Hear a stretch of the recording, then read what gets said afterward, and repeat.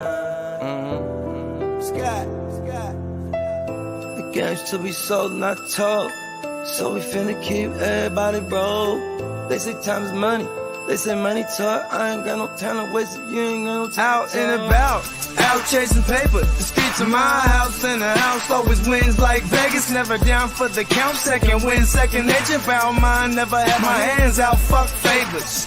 By design, everything tailored. In my youth, it was shell toes, no Chuck Taylors. Weak soap game, had a game so it's still the same code game, so it's still the same code. We all pay the cost, pay dues. Move with the money state that I can't lose. On the grind, push a hard line with my linemen. Back when I was young, they said it's all about timing. Feel it's my time, all the stars are aligning. I'm a diamond in the rough, couple cuts got me shining. This game, you cannot cop on consignment. In the field, all we do is execute assignments. The game should be sold, not told. So we finna keep everybody broke. They say time is money, they say money talk. I ain't got no time to waste, you ain't got no time to talk. The game should be sold, not told. So we finna keep everybody broke. They say time is money, they say money talk. I ain't got no time to waste, you ain't got no time to talk. First, we get into this paper. See, I want it all, plus a mule and 8 acres. A lot of alcohol, few dad bags of paper. Run this shit like a ship and I'm the sailor. Cold, kinda like it's fresh up out the freezer. Cold, if she ain't talking bread, I don't need her. Soon as I meet her, I'ma fuck her, then I leave her. It's the old Mac needs, treat them all like bottom feeders. Break it down slow for them folks that don't know. I'm a seasoned vet, black belt out the dojo. With a wide range of weapons, so I'm out the holster. Keeping all options open, so many ways that I can fold ya. Told you from the gate, never been about no play. Get it on the go, they never been known for no delay. The game should be sold, not to be told. Keep your mouth shut, don't have to break the mold. Mac needs.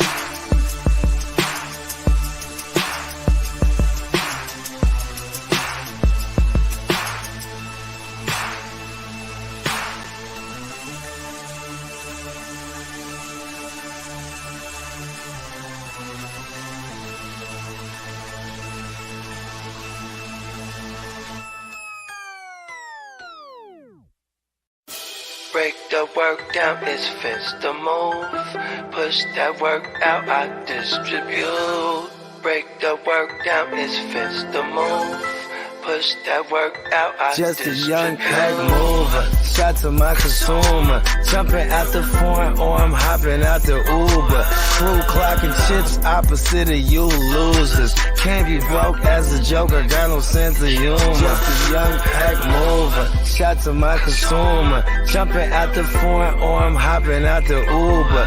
Crew clocking chips opposite of you losers. Can't be broke as a joker, got no sense of humor. I'm a D-boy, need abusive as users. I'm a D-boy, need abusive as users. I'm a D-boy, need abusive as users. You know I'm a boy, get money's what I'm used to. Keep it straight from the gate, so I don't confuse ya. I'm a D-boy, need abusive as users. I'ma make noise, shout to my producer. I'm an entertainer, but I ain't here to amuse ya. Yeah, I fuck with shooters, and they all fucking users. Come through, wake that ass up like a rooster, hella early in the morning. Early bird gets a worm. Finna get rich for 'em, food for the worms. Cutting cocaine, dropping whole things. It's a cold game, make you run your gold chain. Hungry, but I'm moving in a keto state. For sure, I beat the price on the keys in your state. Catch me running up a tail, fucking up a bag. Make me wonder how long will a good thing last. On my Curtis Mayfield, live a life I can't chill. Push a man, pushing packs, all I do is make squeal. Keep it 100, I'm just numb, yo, I can't feel none of these suckers when they say they real. Stacking Uber cash, I'm an out-of-state supply. Random Uber man, here getaway drive. Just a young pack mover, shot to my consumer. Jumping out the foreign or I'm hopping out the Uber. Crew clocking chips opposite of you losers. Can't be broke as a joker, got no sense of humor. Just a young pack mover, shot to my consumer. Jumping out the Boom. Week 1 in the books. What is good, everybody? Hammer in the building. What up, Hammer? Oh my God, really? Pack, go. That's all I Stop. gotta say. Get with it or get lost. Jordan Love in the building. Aaron Rodgers, take a seat, old man. Whatever against the shit Bears. How was the fantasy gods to you this week? Oh, fucking horrendous, as I would imagine most people. I saw a lot of low scores just like across a ton of leagues. Like a lot of guys really, and we see that particularly at the beginning of seasons because a lot of these teams and a lot of these star players don't play in the preseason. And that usually manifests itself in week one, maybe to a lesser degree in week two. So a ton of low scores. I went 1-3 in my leagues, and the one win I got, I scored like 85 points. So I was fortunate enough not to go 0-4.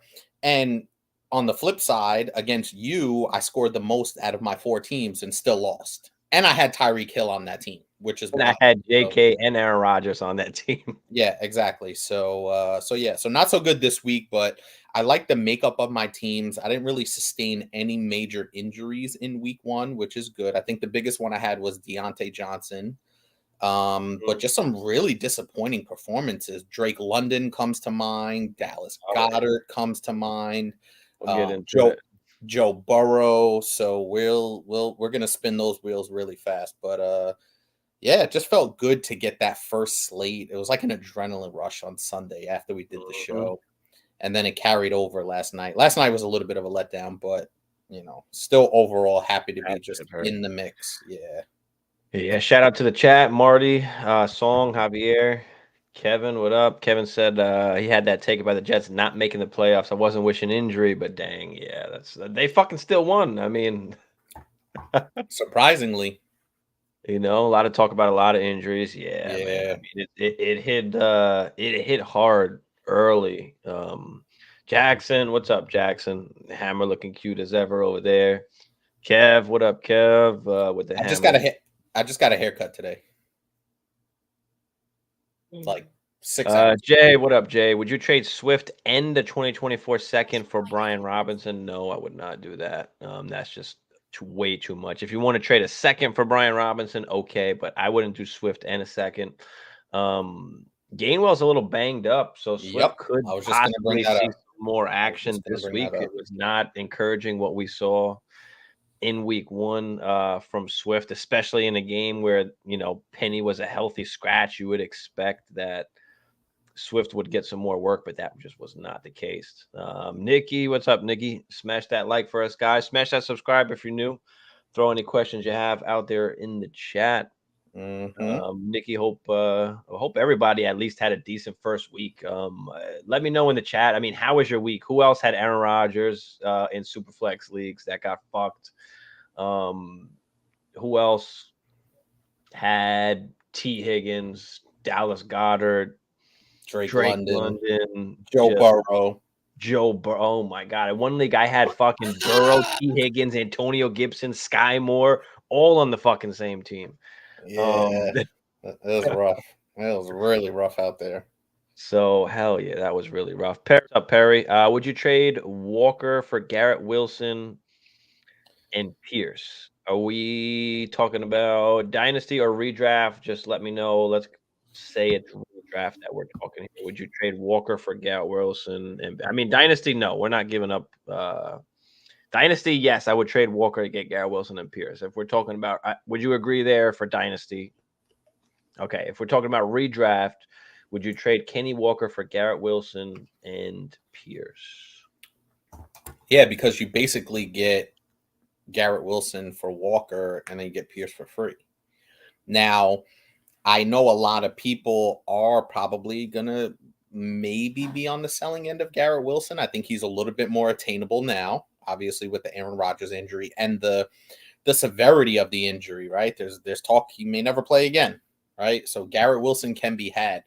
And I think that Garrett Wilson is still a good buy. Like, I think this is a really good buy because even we saw last year, even with terrible quarterback play, Garrett Wilson was really good. So I think Garrett Wilson is a tremendous buy. If people start panicking, you can take advantage of that.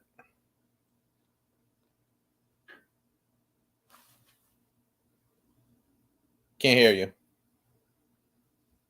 So even in Dynasty, people are going to panic a little bit on Garrett Wilson, but he's still going to be a wide receiver too, most likely. I mean, that's what he was last year, right? With all of that play. So you can at least expect that. He doesn't have the top 5 upside, of course, that he had with Aaron Rodgers anymore. So, got to be just realistic there. But, and it's hard to even come off of Garrett Wilson even in redraft right now, because you're not going to get what you want. You're not going to get a good, something good for him. So that's the rough part about it. So you kind of just got to stick it out.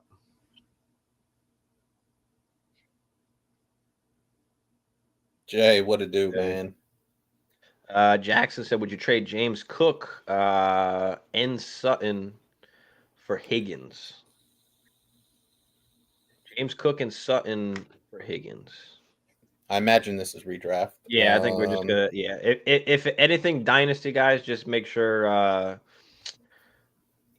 put it out there in the chat with the question. Just try and specify as best as we can, because we do a lot of both Dynasty and redraft, and want to make sure we're getting everybody's answers in correctly here. But yeah, James Cook and Sutton for Higgins. I don't know if I'm doing that in redraft. I think obviously Joe Burrow is going to be better. T. Higgins is going to be better. We saw this last year, right? Joe Burrow didn't play at all in the preseason. He's that calf injury limited him, and the Bengals were just fine. But I think Sutton looked pretty good last week. I believe he had a touchdown, right? Yeah, so Sutton had a touchdown. He might be a little bit dependent, only 5 targets, and then James Cook has PPR upside, like we saw. I think the Bills offensively will be better. I think that Jets defense gives them fits. I think I'm hanging on to Cook and Sutton here. I guess it depends on the rest of your roster. I know T. Higgins is a really good wide receiver, but I think the upside of Cook and, well, you got to imagine Jerry Jeudy's coming back. This is a tough one for me because I feel like the production, you're going to get more production out of those two guys, but you like to say swing for the fences. I don't know if T. Higgins is a hammer type player like Jamar Chase is that. So I think I'm holding on to Cook and Sutton here. I think, you know what? Yeah, you probably want to make that trade because I changed my mind because Jerry Jeudy's going to come back at some point, and you're going to want T. Higgins. Yeah, I'll make the trade. The more that I start spinning the wheels. I mean, my biggest thing was Sutton. I mean, Javonte out-targeted him, but I mean, same amount of targets as Troutman. Like, he didn't command, targets. He scored the touchdown, but 4 for 32. I mean, I don't know if I believe in necessarily Sutton. James Cook is going to be good, but you probably drafted him in a decent spot where, like, it's not going to kill you to come off him. You might have running backs already that you can use. So yeah, give me Higgins right now. A little buy opportunity. And a 12-man. Yeah. Yeah, Marty said T. Penny gone wild. What it do? Hope all is well. Need a running back. A lot of us do. Options are Gus Edwards, Justice Hill, Gainwell, Tyron, or Joshua Kelly.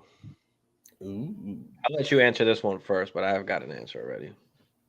Yeah. It's not going to be any of the first 3 guys. So I'm leaning Kyron Williams or Joshua Kelly. I know Justice Hill had the touchdown. I don't really trust Gus Edwards because he gets hurt as well on that Ravens team. Kenneth Gainwell, we're staying away from Eagles backfield guys. So it's between Kyron Williams or Joshua Kelly here, to be honest with you. Joshua Kelly did get some good work. You know what? Oh, man. I don't know. They both were really good last week. I know Joshua Kelly's playing on a really good offense. The Rams surprised us. But Joshua Kelly is going to be, pretty much a handcuff. I don't know, dude. It's between Kyron Williams and Joshua Kelly. I think that's a flip of a coin, honestly.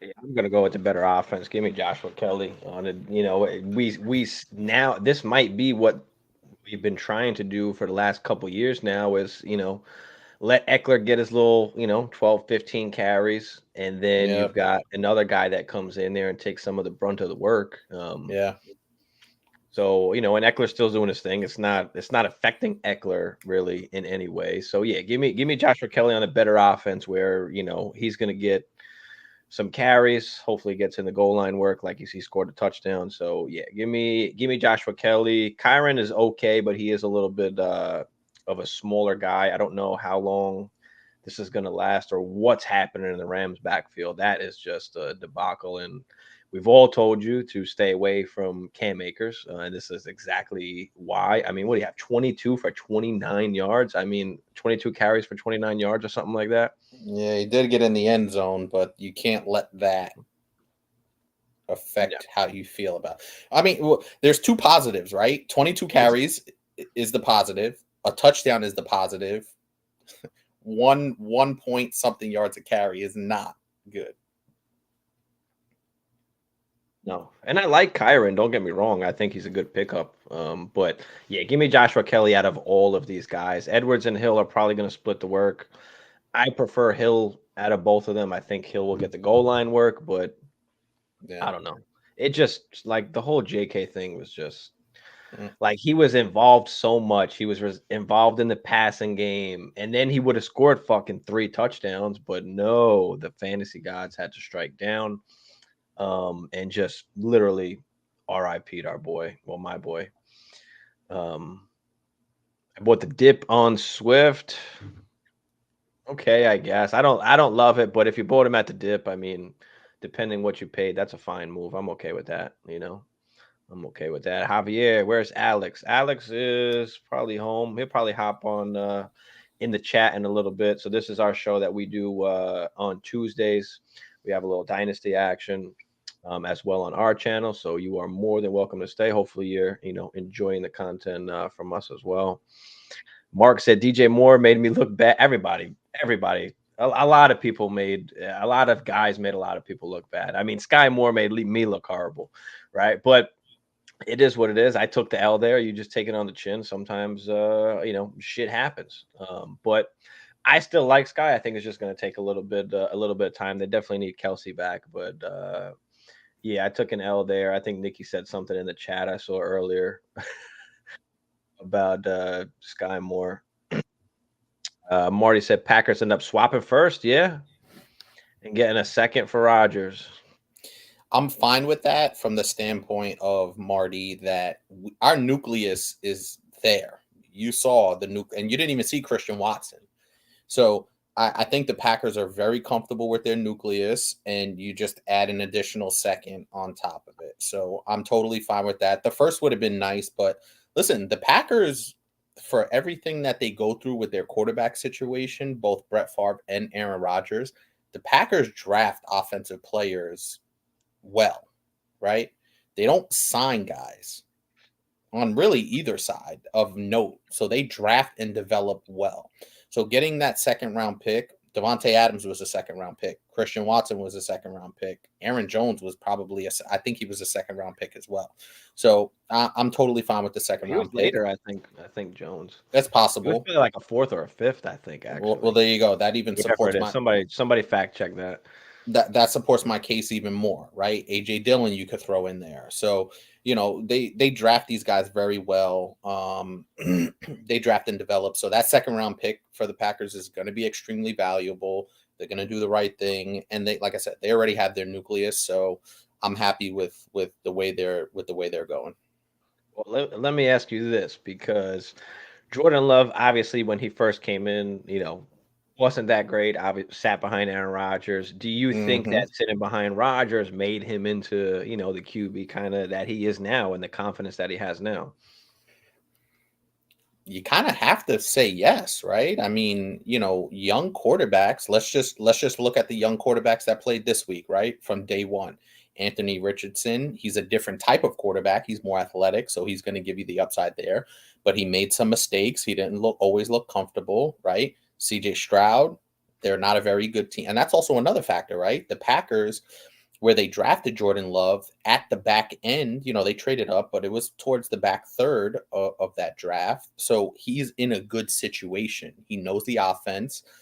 The Packers are a well-run organization from all the, the playoff failures and the NFC championship games and all that stuff we say, but they're a very well-run organization in terms of their structure. They don't turn over coaching and their coaching staff very often. So there's a structure in place for those kind of guys to succeed, namely Aaron Rodgers 15 years ago and Jordan Love in his current situation. So yeah, I think it sitting behind Aaron for 3 years definitely was helped, but also just the structure of the organization and how they go about their business, right? They're very meticulous with how they do things. There's a long-term plan. There's things that are thought out years in advance, right? So I think the combination of all of that is leading to what we've seen from Jordan Love in the preseason and then obviously in his first game.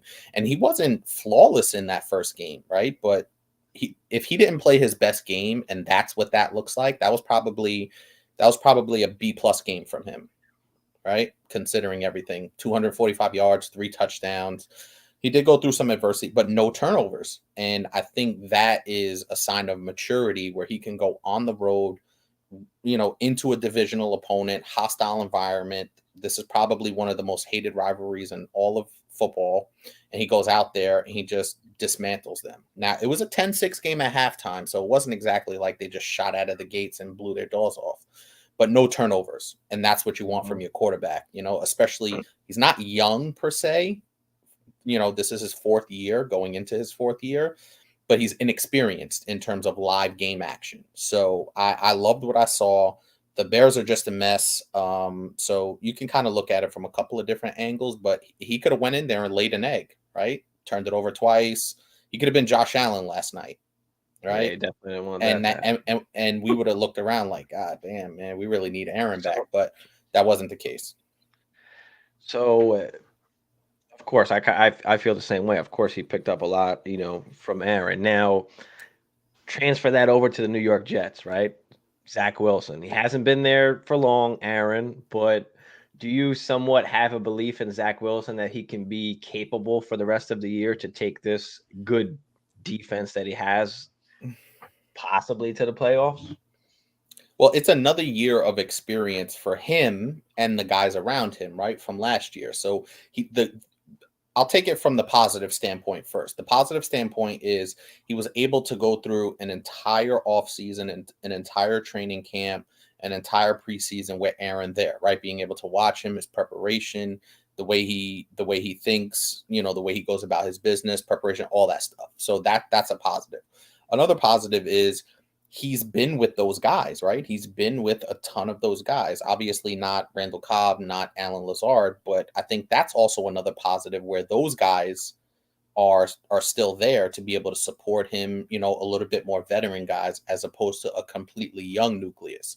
So I just don't know because there were some things that I saw yesterday from Zach Wilson where he still looked very unsure about a lot of things. Right now, the catch by Garrett Wilson, it wasn't the best placed ball, but he gave him a chance, right? And that's kind of what you asked for. That interception to Matt Milano was bad. That was bad, Zach Wilson, right? And I even saw a couple of passes from Zach Wilson where he was running out of bounds and threw it across his body into traffic. Like that's a no-no, right? Just throw it away and live to fight another down. So there's some things where he still has these old habits.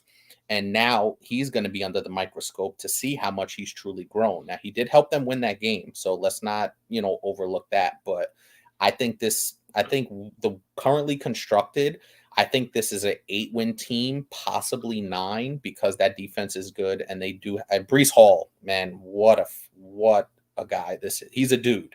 So I think having Dalvin Cook and Breece Hall, they both looked good. Breece Hall looked phenomenal. Dalvin Cook was okay. So I think the combination of all that is they'll be 8-9, 9-8, somewhere in there. And I think they'll fight for a playoff spot because that defense is good and everything around him is pretty good as well. And Zach Wilson's mobile enough where that offensive line isn't going to be as big of a detriment as it would be for somebody like Aaron Rodgers, who's not as mobile as he used to. So there's positives and there's negatives. I think this, like I said, I think this is an 8 or 9 win team, and they'll be fighting for that last playoff spot. Yeah, I mean, why the fuck didn't you throw the slant, Aaron? Just throw the fucking slant. Really quick. Why? Really quick before I let you kind of go off and do your thing, because I see the frustration. But so this was something that I had said, and I was talking to Bagala about this. As a Packer fan, obviously I've watched Aaron for the last 15 years, right? But over the last, I want to say 3 or 4 years, even through the MVP seasons, I've noticed that he holds the ball way longer than he needs to. And I was watching a clip, I think it was on NFL Live or one of these shows, where that play design was for the offensive lineman to cut block the D lineman, and it was supposed to be a 3-step kind of quick slant pass thing. And Aaron just held on to it. And I was watching the play and I'm like, why is he not getting rid of the ball? And he's done that more over the last 2 to 3 years than he did previously. So that one is on Aaron. That's not on the offensive line. That one's on Aaron. Just hurts, guys. We'll get to everything in the chat. Just be patient. We'll get there. Smash that like for us. Smash that subscribe to you new, but we'll get to all the questions there. Nikki said pump the brakes on Gainwell. Yeah, Gainwell is a good opportunity to sell high, especially in Dynasty if you can.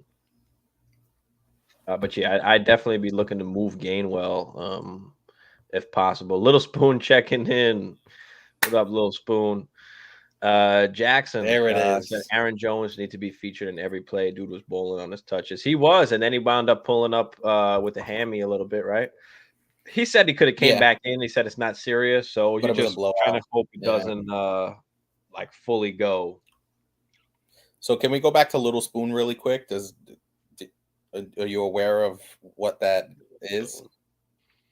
Yeah, because you said it the other night. You were talking about spoon. We were talking about Little Spoon, Big Spoon. Diaz said you're the Little Spoon.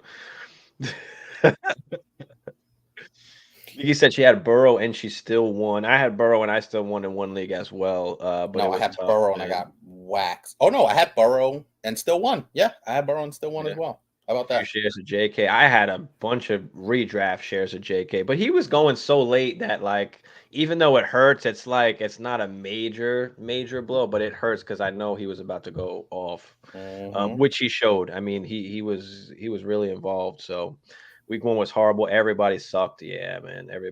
A lot of overreactions are going to happen. A lot of people are shipping off guys already. So take advantage of these situations now. I went 5-2 in my 7 leagues. Yeah, I mean, speaking of that's awesome, Jay.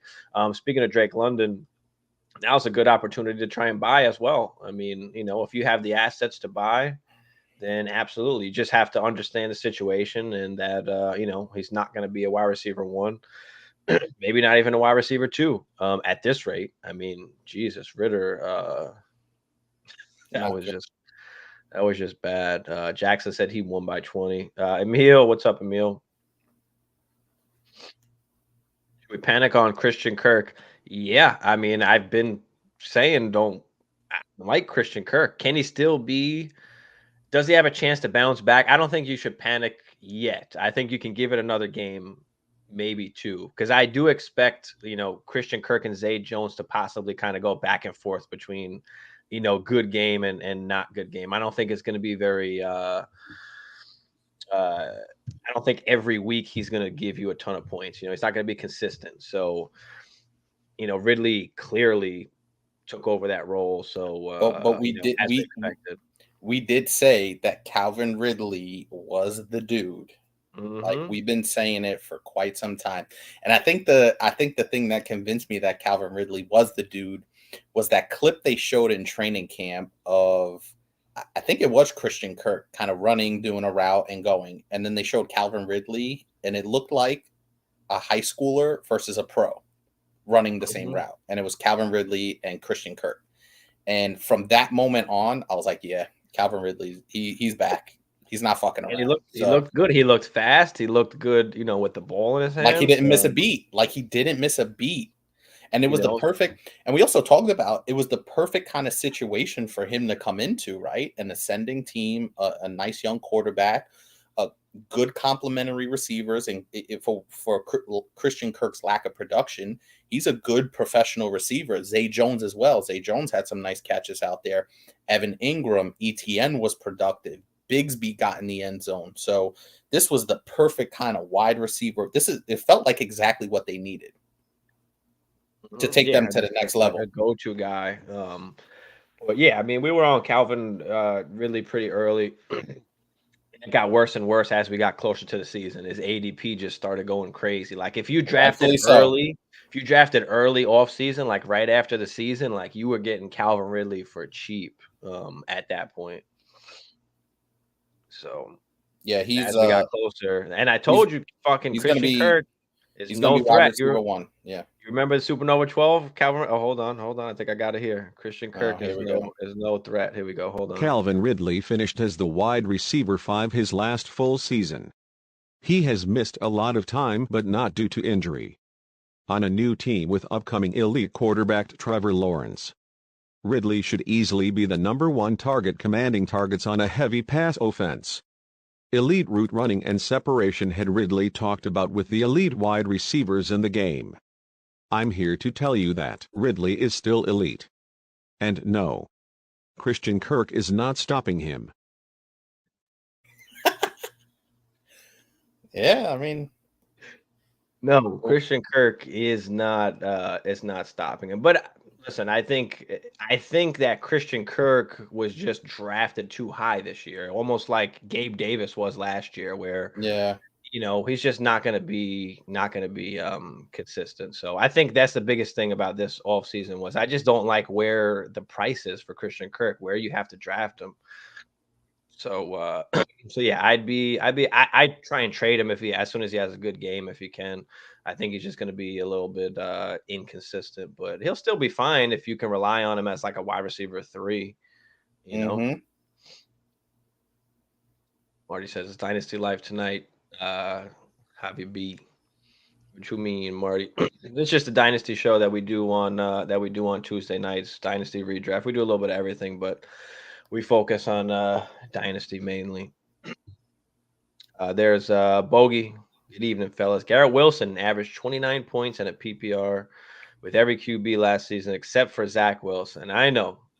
But I think go ahead. I think that another year, you know what I mean, matters. Another full off season matters. I think Garrett Wilson's better than he was last year, obviously. You got to imagine Zach Wilson can't be any worse than he was last year. Does he take a hit? Absolutely. I don't think any of us are questioning that Garrett Wilson's production and his value, it definitely is taking a hit. But I think, like you said, he can still be a solid wide receiver too. Dylan says, I think after this week, Drake London value has dropped like crazy. Yeah. I mean, and not every game is going to be like how that game was. But I mean, Ritter just doesn't even look to push the ball down the field. Like he just, and I don't know how long that's going to last too. Like, yeah, they might keep winning, but at some point they're going to need to pass the football. And if Ritter doesn't show that he can try and win games when they need to, trying to throw the football, I mean, do they look to Taylor Heineke? I mean, this is a good team, right? This is a good team. And Heineke can kind of sling it around. And Heineke can sling it. So, is this a situation where we see later on in the season, they finally figure out, like they did last year, Mariota was just not the dude, that they say, hey, we might want to hand the ball to Heineke. And that's all going to depend on how Ritter plays, right? So I think that's an interesting thing. I don't think Ritter is guaranteed the starting job for the rest of the year. No, I totally agree. And I think even if they win, they probably look at this team and go, we can potentially win this division. The Saints weren't any world beaters. Tampa Bay, I know, beat Minnesota, but Tampa Bay is not exactly a world beater either. And Carolina's starting a rookie quarterback. This division is very winnable.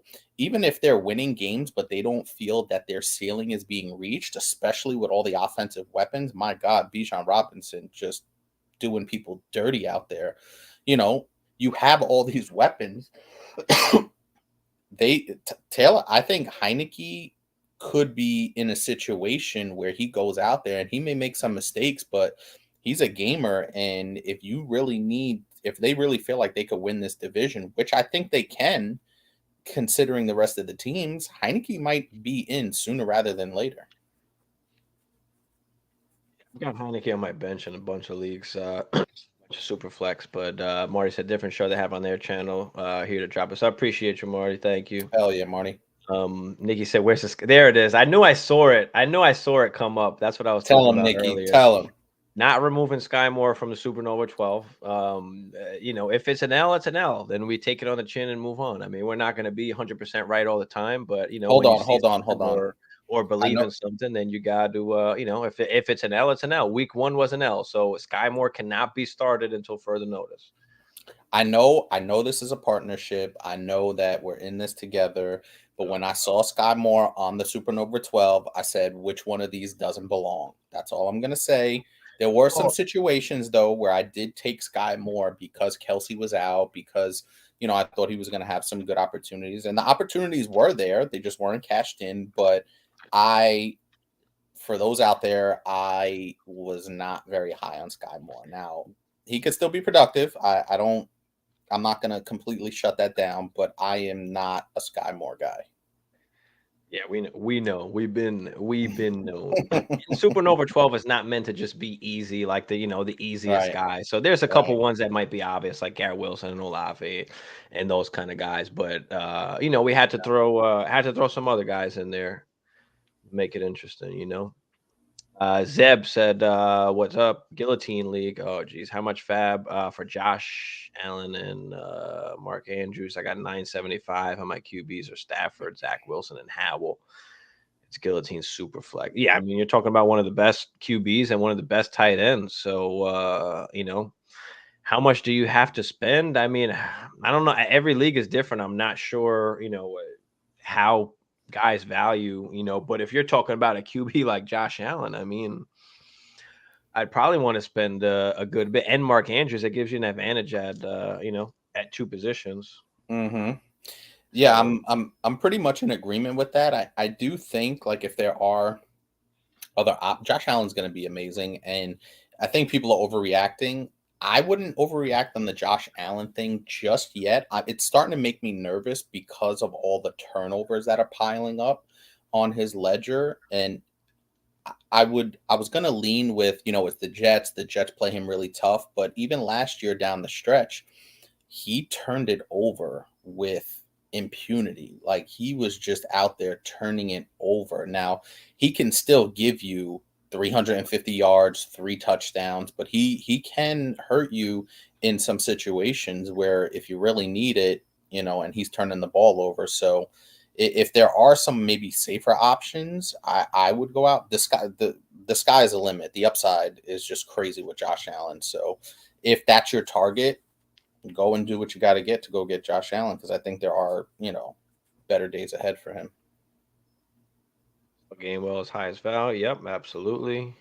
So, especially now that the season's here, now it's like every week people are going to overreact to things. So, it's going to be a very up and down, especially if guys have, this is the time where you can buy some of these rookie guys, right? We talked about Drake London, like any of these younger guys that are not producing right now. I'm sure they're on teams that people are expecting them to produce and people want to win championships. And if they're not scoring points, you might be able to get some of these guys for cheaper than they probably should be because of production. So I traded away Brees for a 24 first, a 24 second, and Kenny Walker, Dynasty Superflex 14 man. Yeah, I like that. If it's 14 man, you get 2 firsts, a second, and you get Kenny Walker. I'm okay with that. Though I probably do want more, but what is your situation? I guess what would be my next thing is, are you trying to rebuild? Yeah, that's always the thing for me. What does the rest of your team look like? I do think that the production from Breece Hall to Kenneth Walker for this particular season isn't going to look too different, because Breece Hall, as we saw yesterday, he is on a snap. He is on a pitch count. Like, that is real. So, and with Dalvin Cook there, I think at least until week 8, week 9, week 10, maybe, that Breece Hall will be on some sort of pitch count, maybe 10, 12 opportunities. I don't know the exact amount of opportunities he got last night. I'm going to actually look that up. But Yeah, Breece Hall is fantastic, man. And if we had any questions about if he's going to be okay, he's going to be okay. The dude averaged, he had 10 carries. He averaged 12 yards a carry, 12 and a half a carry on 10 carries. Like, my God. Just to be clear, if this was a 12 team, it'd be a lot closer. I think I'd have to look a lot more in detail about the starters and everything. But since this is 14 man, I think the first, the second, and Kenny Walker will do you justice. Yeah, and I was a little worried about Kenny Walker. Need help at other positions. Yeah, I was a little bit worried about Kenny Walker. I wasn't sure how they were going to use Charbonnet. Charbonnet got nothing. It wasn't a very favorable game script, and that's something that we're going to start to talk about as well a little bit more as these games kind of pile up on us. But Charbonnet really did not get anything going, and that was a little disappointing for me because I thought they were going to utilize both of these guys, and Kenny Walker got the bulk of the carries, but they were trailing. So, well, then don't forget it is the first game, right? A lot of these rookie guys are getting eased in. Like, don't forget these college guys are not used to an NFL season, right? So they kind of got to be eased in a little bit, or else they might run out of gas, like towards the end. So, easing them into the system, easing them into the offense. And we always see as the season goes on, they get more and more, the running backs especially, get more and more involved. So I do think that maybe he could see more work, but until we see it, we've got to play what we're seeing. So Jackson said this is a roster: Kirk, Aaron Jones, Chubb, Cook, Mostert, Devontae, Keenan Allen, Sutton, Puka, Pittman, Hollywood, Schultz, Musgrave. It's a good, pretty good squad there. Yeah, it's not too bad. I like it. Puka, what a pickup that is. Yeah, we'll talk about the Puka as well. That's literally going to flip a coin between Kyron or Kelly. Yeah. I'll just take the guy on the high scoring offense. It's just a better percentage chance to hit and kind of stay that way. And let's not forget, Kellen Moore, the orchestrator of the number one offenses in Dallas, is in LA with the Chargers now. So that can't be understated as well if you're trying to, decide between the two. Duffy, what's up, Duffy? Hawkinson, White, and Moore. Hawkinson, White, and Moore for Henry and Higbee. I'm guessing that's Derrick Henry. So for Derrick Henry and Higbee, DJ Moore, I would imagine. Rashard White and Hawkinson for Henry and Higbee.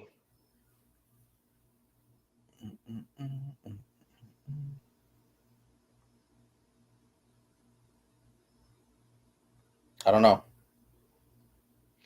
Are you who are your running backs right now? Are you hurting? Do you have no running backs that you need to make this trade? Yeah, because Hawkinson is going to be top 5, top 3. You can, with the injury to Andrews and Kelsey. Yeah. Higbee is one of the under the radar guys we talked about, and that Matt Stafford was slinging it out there last week. He looks a lot healthier. He was slinging it. Cooper Kupp. Awesome. Yeah, and Puka was awesome, and that just kind of goes to show you what can happen when a capable QB gets onto the field. Because we saw what Cooper Kupp turned into once Stafford got there, right? We see now, Puka. Tutu Atwell. Out of nowhere. I think everybody was a lot of people talked about Tutu Atwell. And listen, there's nobody there, but we said there's a possibility he can catch a couple deep bombs. There's a possibility he can do his thing, but I wasn't, I'm not betting on that.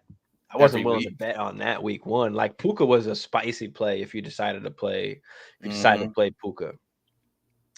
So yeah, I think Puka's going to be pretty good. Obviously, we'll see what happens when Kupp gets back. But he could be a solid number 2. The problem is he does everything that Cooper Kupp does. He does those things well. Those intermediate routes. Yeah. Run after catch. Puka drop Van Jefferson. Yes. Dynasty. Yeah, absolutely. Yes, absolutely. 100%. Because I think even when Cooper Kupp comes back, Puka still has potential. That. Yeah. He has that, and you could see that Matthew Stafford trusts him. And Matthew Stafford looks fucking reborn, dude. My God, he was out there just throwing darts all over Seattle, which surprised the hell out of me on the road in a hostile environment. So, hell yeah, drop Van Jefferson, get Puka up in there. Yeah, Van Jefferson is not worth anything. No. In Dynasty, but we know what Van Jefferson was already. I was not on Van Jefferson. He was not a waiver wire pickup for me. I was just forget it. And listen, me and everybody, a lot of people thought that the Rams offense was going to be horrible without Cooper Kupp, and it just wasn't. So a lot of us got that wrong. Garrett Wilson owner panicked and offered Wilson for Cook and Pittman. Yes, is that James Cook, Dalvin? Imagine it's James Cook. Either way, Pittman's another one that could be a kind of sell high. He didn't do anything until almost garbage time. Still count a lot of his targets, and it counts. But I think it was I think I read something. It was like the last drive or something like that, where he picked up a lot of targets. But I don't know. But you gotta imagine if the Colts are down in a bunch of games and he's got a good rapport with Pittman. I was down on Pittman until I saw what it looked like. Obviously you kind of got to get ahead of those things a little bit, in a sense. But if he's gonna get 10 targets a game, he's gonna produce. Anthony Richardson looked better. Would you rather have Pittman or Wilson at this point? Garrett Wilson. No, Garrett Wilson for sure, but I'm still making this deal, but Pittman was impressive. Just listen, from a fantasy perspective, right? I don't care when it happens. And also, too, look ahead, right?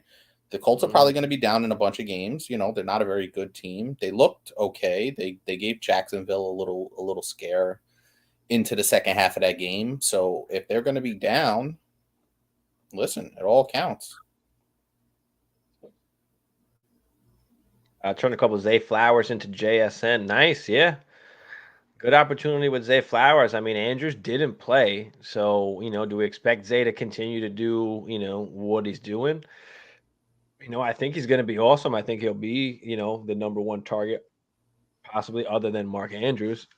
But we haven't seen, obviously, with Mark Andrews on the field, what everything looks like. But it looks like they just want to get the ball in his hands. Just let him go to work, so...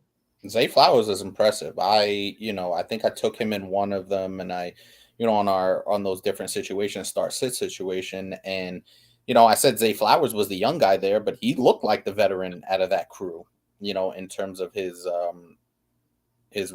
target percentage or his target share versus OBJ and Bateman. So Zay Flowers looked comfortable. Yeah. Much fab for I got 9-7. Did I read this one already? Did this my bad? Did this already come up? Not enough people are talking about Zach Moss should be back soon. He's projected points on fantasy next week. Yeah, I mean, if he comes back, he comes back. I mean, I was off on Deion Jackson. I pretty much told everybody don't play this dude. You just can't trust the situation. Now Zach Moss comes in. He is better. But does he fully take over? I don't know. I still don't like the situation. I don't roster him in any leagues. I don't really want to take the chance unless I'm desperate. I'm not trying to, bet on Zach Moss. But if he's going to be the guy, then I'm okay on Zach Moss. Whatever. But yeah, that's what I'm saying. I'm okay on that. Let someone else make that bet. I've got both Dubs, and Ayuk. I need QB because Rodgers went down. Yeah, you're not the only one, Benny. Both Purdy and Love are available. Oh, okay. And I love the QB wide receiver combo. Who you taking? Got Dubs and Ayuk. You want Purdy or Love, Hammer? You're a Packer fan. What do you think here? Purdy or Love? You've seen what Love can do. I should probably just tell you right there. You've seen what Love can do with no wide receiver one last week. And Purdy, I feel like is just limited a little bit. His ceiling is not as high, so I'm going to go with Love because I like the ceiling. I like the ceiling of Love, but Purdy's going to be consistent Steady every single week, and he's going to be solid for you. So if you want to play it safe, you can go with Purdy, and if you want to go just for the upside, then you can go with Love. But what do you think about that, Hammer? Yeah, so I totally agree. I think Love has the higher ceiling and Purdy has the higher floor. Like it's just that simple. So I I think I would go Love either way, but I understand why because it is a question, right? Like we know more what Purdy is than we know what Love is, right? It was one game for Jordan Love. You know, I'm excited. I think a lot of Packer fans out there are excited. A lot of people who got Jordan Love at a pretty good value are excited, but I know what Brock Purdy is. He's going to give me 250 yards. He's going to give me 2 touchdowns. He's not going to turn the ball over, and he's got all the weapons he could ever ask for. Ayuk looks like a wide receiver 1, basically. Kittle wasn't heavily involved. Christian McCaffrey is just on another level. He's Marshall Faulk reincarnated, basically. And it's like, damn. So Brock Purdy has the safer floor. There's just no doubt about it. But Jordan Love, once Christian Watson comes back, he looks comfortable. And you might start seeing some more explosive plays because Dubes looks good in the red zone. Jaden Reed didn't get a ton of work, but he was still okay out there for what they needed. Jordan Love has the higher ceiling. Yeah. Dubes, I feel like he's another one that might be, maybe a little bit inconsistent, but I like him, and we'll see what happens when Watson comes back or when this offense really, starts to roll as the weeks go on. We'll see if he, continues to do what he did. I think that was big because he's going to be a red zone guy. He's a big dude. I think that's it. I think for sure he'll be the red zone dude. Now, how many times are they going to throw a fade to him, or are they going to bang it in with Aaron Jones or Aaron Dillon? So but I think he has good possibility of touchdown production. So that's what kind of gives him that upside. Yeah, I totally agree. And I think the thing with Dubes is that it's really him and Christian Watson, until they really find a comfortable spot for Jaden Reed and Musgrave as well. Musgrave had a nice wide open kind of catch there. So I've been talking about the Packers, just the balance, right? There's just enough of everything that you kind of like it. But when Christian Watson comes back, he's going to be the big play guy. But Dubes looks like the red zone guy. So you can kind of bank on that. I don't know if this just keeps coming up or Zeb typed it in again, but I'm not sure how much fab to spend, honestly, for the Guillotine League. I mean, you said you got like 975. I mean, realistically, like kind of do the math, I guess, over the course of the season. Like, how much do you think that you're going to need to spend and use a percentage? Typically, we say 30% fab if you really need a dude on the waiver wire. But obviously, this is a little bit different. So, I'm not sure, to be honest. Yeah, I'm not sure either. I haven't played any Guillotine leagues. Got to be 0-2 going into Philly. It's a possibility. Right. That's a possibility. We're going into play a great team. So Packers win the next division. We shall see what happens. Are you gonna lose to Baker? Yeah, man. I went to the Charger Dolphins game. That was an awesome game. That's awesome. That's awesome, man. That's awesome. So Zeb, really quick, I went to SoFi last year and I absolutely had a blast. I went to see Rams Panthers. So I got to see Cooper Kupp. Christian McCaffrey was still on the Panthers when I went. This was before he got traded. So I went to SoFi. That stadium was phenomenal. It's an out-of-this-world stadium. So yeah, Zeb, really, really good. And you got to see the game. Did you hear in that Chargers-Dolphins game, they had like AI robots sitting in the stands? Did you hear about that? I briefly saw something, but I was so busy that I didn't even get a chance to really look into it. It was like crazy. They had like legit AI robots sitting in the stands. Really? Yeah, it was wild. Okay. Nikki said, is Richardson RG4? I'm going to say no because he's bigger and stronger. RG3 was a track athlete. That's true. So I think Richardson, from that standpoint alone, they have similar play styles, but just because of their body type, Anthony Richardson is more Josh Allen than RG3 in my estimation. I don't know if he'll ever be Josh Allen throwing the ball, but I'm saying build wise. But we didn't.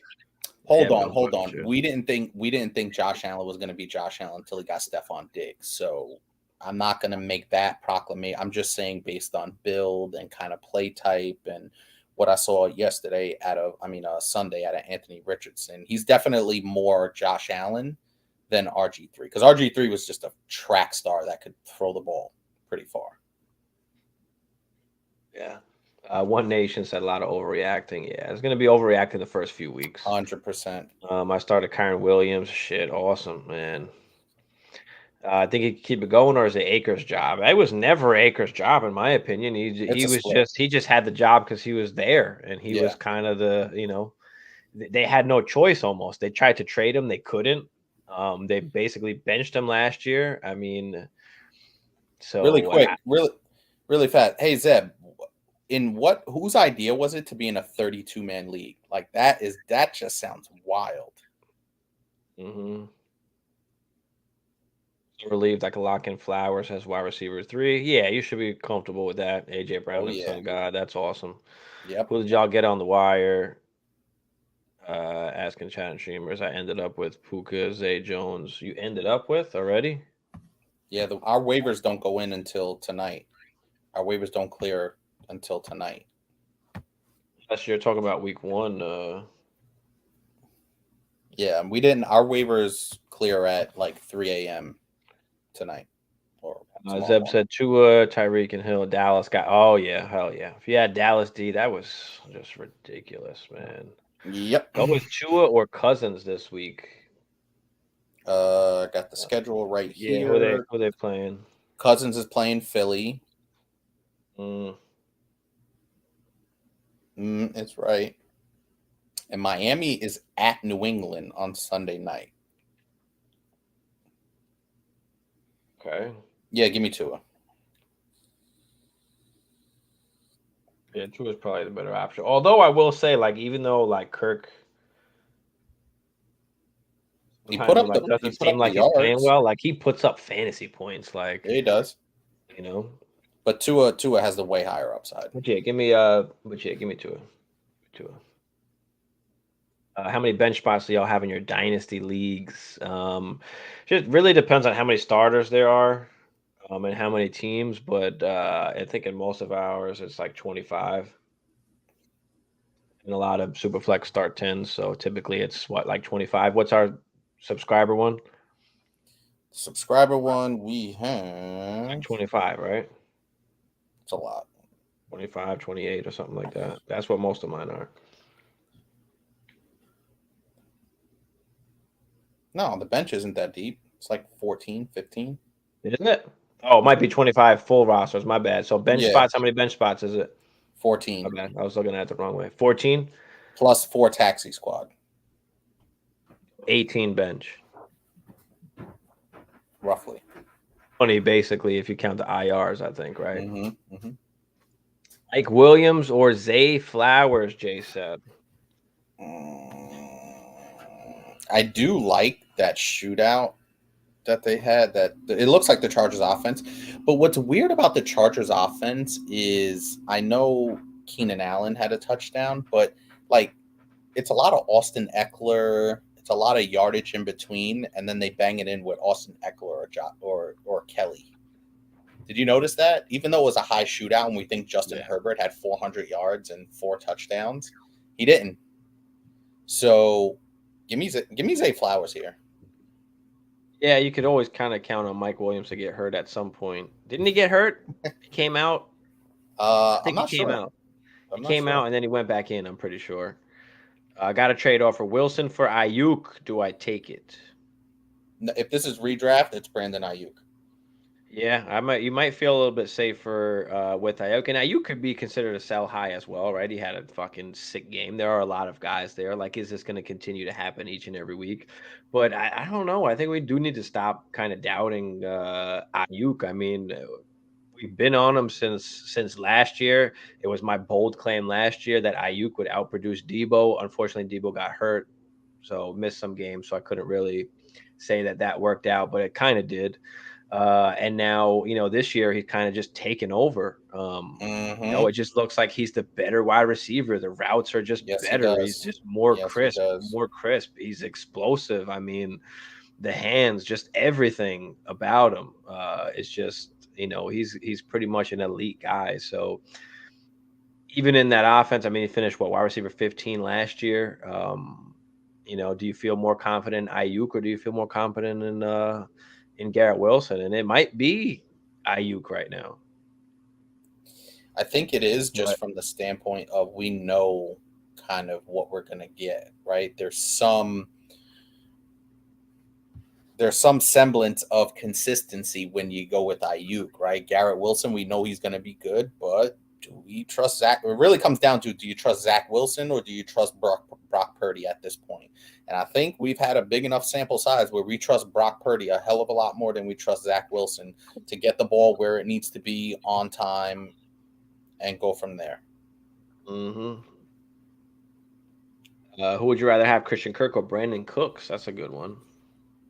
That is a good one. I'm going to say Brandon Cooks here, just from the standpoint of, I think because they don't have, I know Dallas has Michael Gallup, but I think they like Brandon Cooks a lot more. That's why they got Brandon Cooks, because they're not sold on Michael Gallup being the number 2. So I think over the full course of the season, I'm going to go Brandon Cooks here. Yeah, I think I'm going to go Cooks as well. I mean, even on a day that Dak threw only, 24 passes and they didn't really need to do anything, he still, had the same amount of targets as CD, which was 4. Jake Ferguson actually led the team in targets with 7. He's an awesome kind of buy low guy or pick up off a waiver guy if he's out there, because 7 targets, I mean, shit.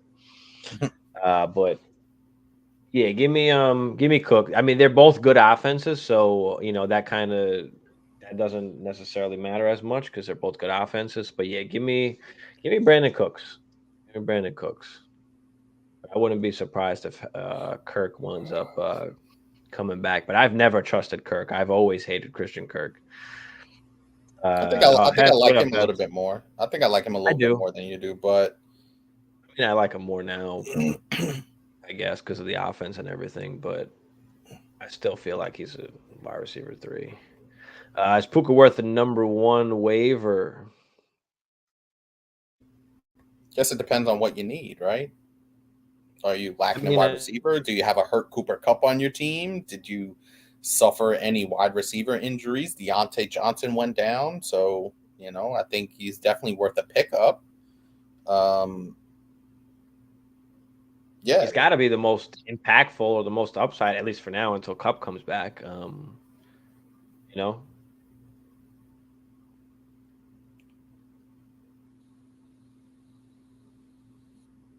Which more? Oh, that was for that other question. Hi, Dub. What up, Dub? In Dynasty, what percentage of fab you spending on Puka? Probably dropping 70%, and that feels too light. Damn, 70% is a lot. That is a lot, especially for week 1, because crazy things happen. And also, like you said, let's not forget, Cooper Kupp is coming back at some point. And the way the Rams are playing, if they're even hovering around 500, Cooper Kupp's going to come back and be the guy. Now, that doesn't mean Puka can't be productive, but Cooper Kupp's going to come back and command his 12 targets a game. So while I think Puka is a good pickup for now, I don't know if it's worth 70%. Well, I mean, let me ask you this: who's on waivers? Like, how deep is the league? Like, how many bench spots? Like, because are there going to be other guys like Puka that's going to come up and be something? Probably not. So now that I'm thinking about it, if waivers are really thin, like most of our dynasty leagues, then 70% might actually be enough at that point, depending who's still on waivers. Because it's probably just a bunch of backup running backs. I don't think anyone is going to pop like that. But if Puka's on waivers, you would have to think that there's probably a few other guys that's on there. I mean, I'm not in any leagues where Puka was on waivers. Me neither. In Dynasty, anyway. So yeah, maybe you do. I think it just depends on who's out there. I don't think that there's anybody else. Like Puka was a guy that I liked even before the draft. He was one of my sleeper guys that was going to get picked late. Went to a good spot going to the Rams. Sucked that Cooper Kupp was there, but now he fits right into kind of that role. Like he's kind of a Cooper Kuppish type player, and that was the kind of word coming out. His problem was he could never stay healthy. That's his biggest problem. Chaotic. So, what up? What up? Dotson or Gainwell for the flex spot, half PPR. Dotson. Dotson. Yeah, Dotson. Yeah, give me Dotson. Gainwell's a little banged up too, so give me Dotson. You guys trade Herbert and Adams for Mahomes and Amari Cooper. My other wide receivers are Lamb, Hopkins, and Godwin. Yeah, I think so. Yeah, I think I'm leaning that way too. DeAndre Hopkins was not that bad. Like he commanded a ton of targets. It wasn't super efficient, but even on a really kind of not great Tennessee offense, like Ryan Tannehill was force feeding him the ball. Now, like I said, it wasn't overly efficient, but he produced, relatively well considering that's not a great offense, and that was a bad game out of Tennessee. So Lamb, Hopkins, Godwin. I mean, I think because you have CeeDee Lamb, Amari Cooper slides in as the nice number 2, and then you can kind of flip between Hopkins and Godwin, depending on how you feel about matchups. You're upgrading from Elijah Moore season though. That doesn't mean Amari's not going to ball out. What if Elijah Moore balls out more than Amari does? I think the chances of that are probably like 20% that Elijah Moore finishes higher than Amari Cooper. Let me pull up that game real quick.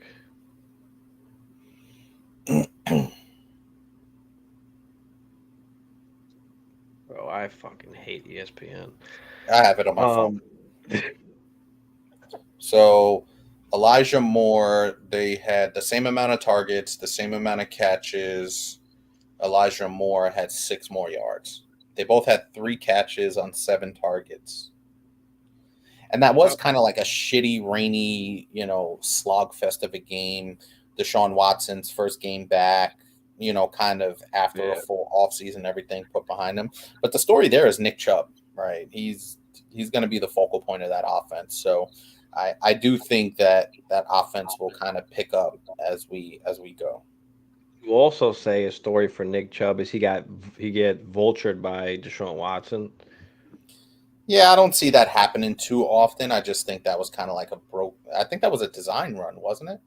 If I remember. Yeah, it was. It was. And I think that's the thing that some people are talking about is, how Deshaun might take away a little bit from the touchdown. I don't think it'll take away that much. I think you can still bang over the course of a season. That doesn't the more interesting thing about this game with Cleveland was Nick Chubb had 4 targets, 4 catches, which was good to see. And then Jerome Ford, who I have in a fucking ton of leagues, actually got work, 15 carries. He didn't do jack shit with it, but it was nice to see that he had, that he was basically the next guy up and he got work. So now, was that a product of the game just being kind of in control that they didn't want to go crazy with Nick Chubb? I don't think so, because I think it was like continuously throughout the game he was coming in. It could have been maybe more towards the end of the game, yeah. But it's nice to see that he's going to be at least involved a little bit, and he's kind of that next guy up, because that's what we didn't know was like who's the next dude really up for sure. He did lose a fumble. Yeah, he did. So I'd take Mahomes and Amari. I'm okay with that. I'm a little worried about Adams. I mean, he was okay. But Jacoby Myers. I didn't see that. Huss in the building. What up, Huss? Ventro said he's got Sutton and Judy on the same team. He's also got Devonta Smith. Which Broncos receiver should I trade and keep? I mean, you trade away both, I'd do that. I'm still keeping Judy, but the hamstring does make me nervous because those things tend to, re-injure themselves. If you come back too early, the re-injury rate on hamstrings is very high. But Sutton does have an injury history as well. So, out of both of those guys, I'd rather have Judy, but he is coming off the injury, so I think you get considering Sutton had the touchdown, I think you could sell him probably higher than what his value normally would be. So see what you could get for Sutton. You might be able to hit it out of the park with Sutton, talk him up. He had the touchdown. Judy's still hurt. Yeah, if you wanted to choose which one to keep, I'd say keep Judy, and then try and trade Sutton. Like Hammer said, perfect off of the week with the touchdown. So this is your, this is a good opportunity. Is there room for Puka on my squad? If so, who can I drop? 95% of the time, it's a backup tight end or a backup quarterback that you can drop. But let's take a look. Field, Bijan, Gibbs, AJ Brown, Gabe Davis, Taysom Hill, Montgomery, Dallas defense, Tyler Bass, bench, Brees, Dalvin, Cousins, Bigsby, Elijah Moore, Roshan. Is that which Montgomery? I said you've got two defenses. There's no reason for that. So you can get rid of the New England defense and roll with Dallas. Roll with New England if you like them better, but I would guess you like the Dallas better, especially after week 1. So that would be the guy that we'd be getting rid of. Or if you really love the New England defense, just get rid of Taysom Hill. Yeah, I think that's the easiest one right off the rip. There's no reason to carry two defenses ever. Well, actually, I'm carrying two defenses, but it's a dynasty league, so it's a little bit different.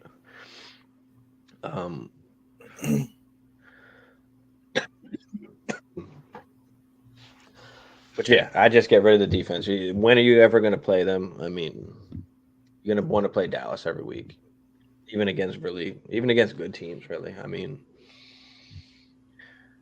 just chilling, about to head to work. So smoking on Hammer. Nothing good. Why did this come up again? You dropping Chig for any tight ends on the wire, Hurst or Henry? Yeah, absolutely. Hunter Henry. Shit.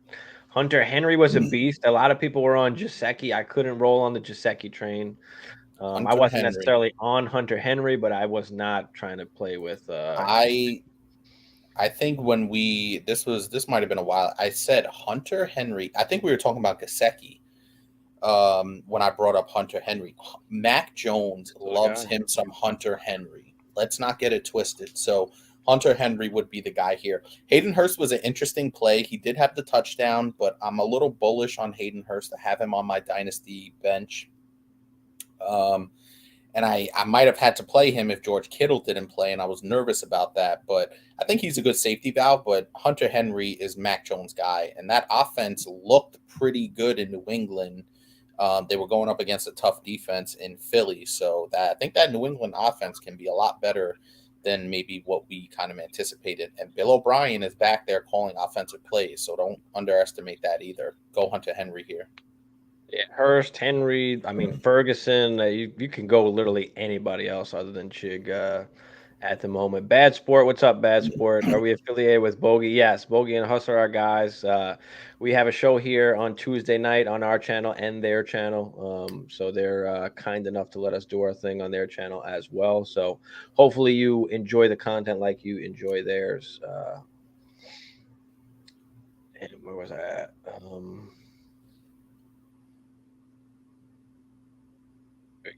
I want to formally thank Godert, Allen, Barkley, and Deontay for losing me this week. Yeah, we've got a while. We opened the show with a ton of guys who let us down. Throw Drake London in there. Throw obviously Dallas Goedert, Joe Burrow, like Najee Harris. Jesus Christ.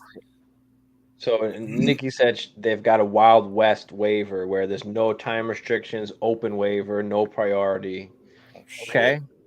Okay, cool. That's how she got all those. Cup for Chubb. You want to trade Cup away for Chubb? Yeah, I think you're doing it. If you've got other wide receivers and you want to get off of Cup, if you don't trust him, I mean, listen, the hammy is a rough thing for older guys. So if you just want to play it safe, then just take Chubby. Consider it your chance to get out for a good basically a first round pick, back in first. I asked myself, could it get any worse than it did? My number one Garrett now is Zach Wilson. Yeah, man, and I was killing it in my one dynasty league, and it just hurt me bad, man. I had JJ, fucking Garrett Wilson, and Ridley and Ayuk, and man, Wilson let me down. It was fucking Aaron, bro. Just why didn't he throw the slant? God damn it.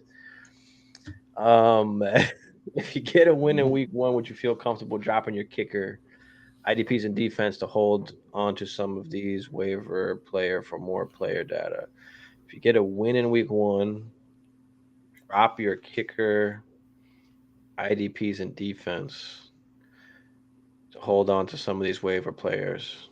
I think basically what she's saying is, would you rather have like Puka rather than a backup linebacker or a backup defense? Yeah, absolutely. I think that for sure.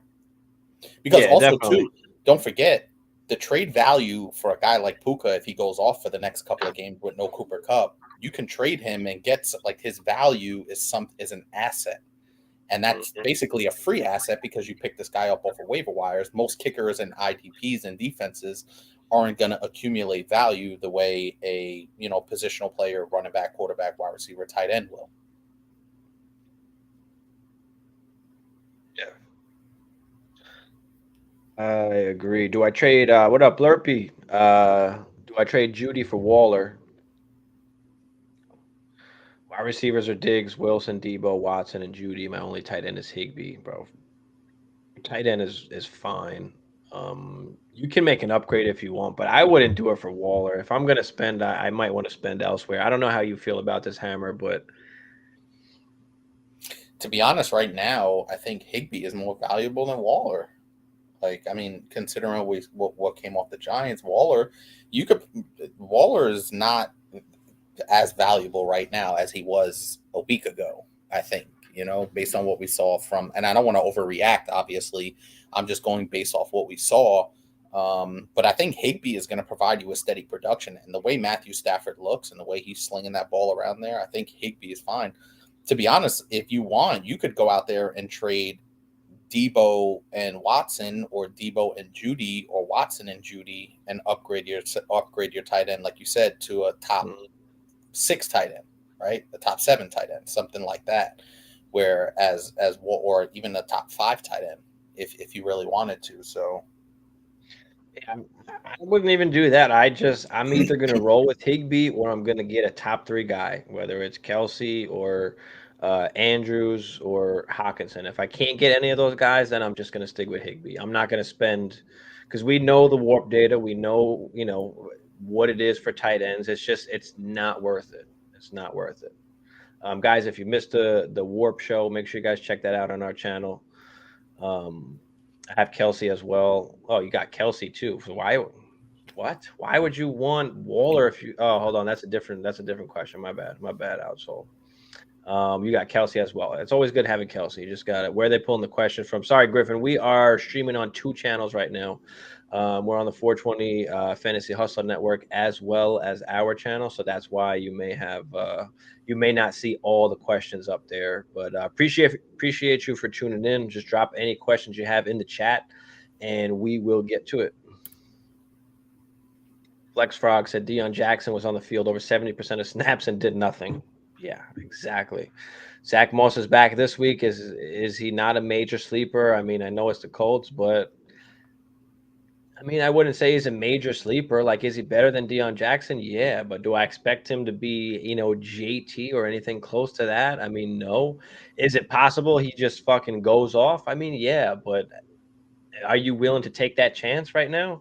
Or would you rather see it first? I'm fine with grabbing him and putting him on the bench, but I'm not going to start him until I know exactly what's going on there.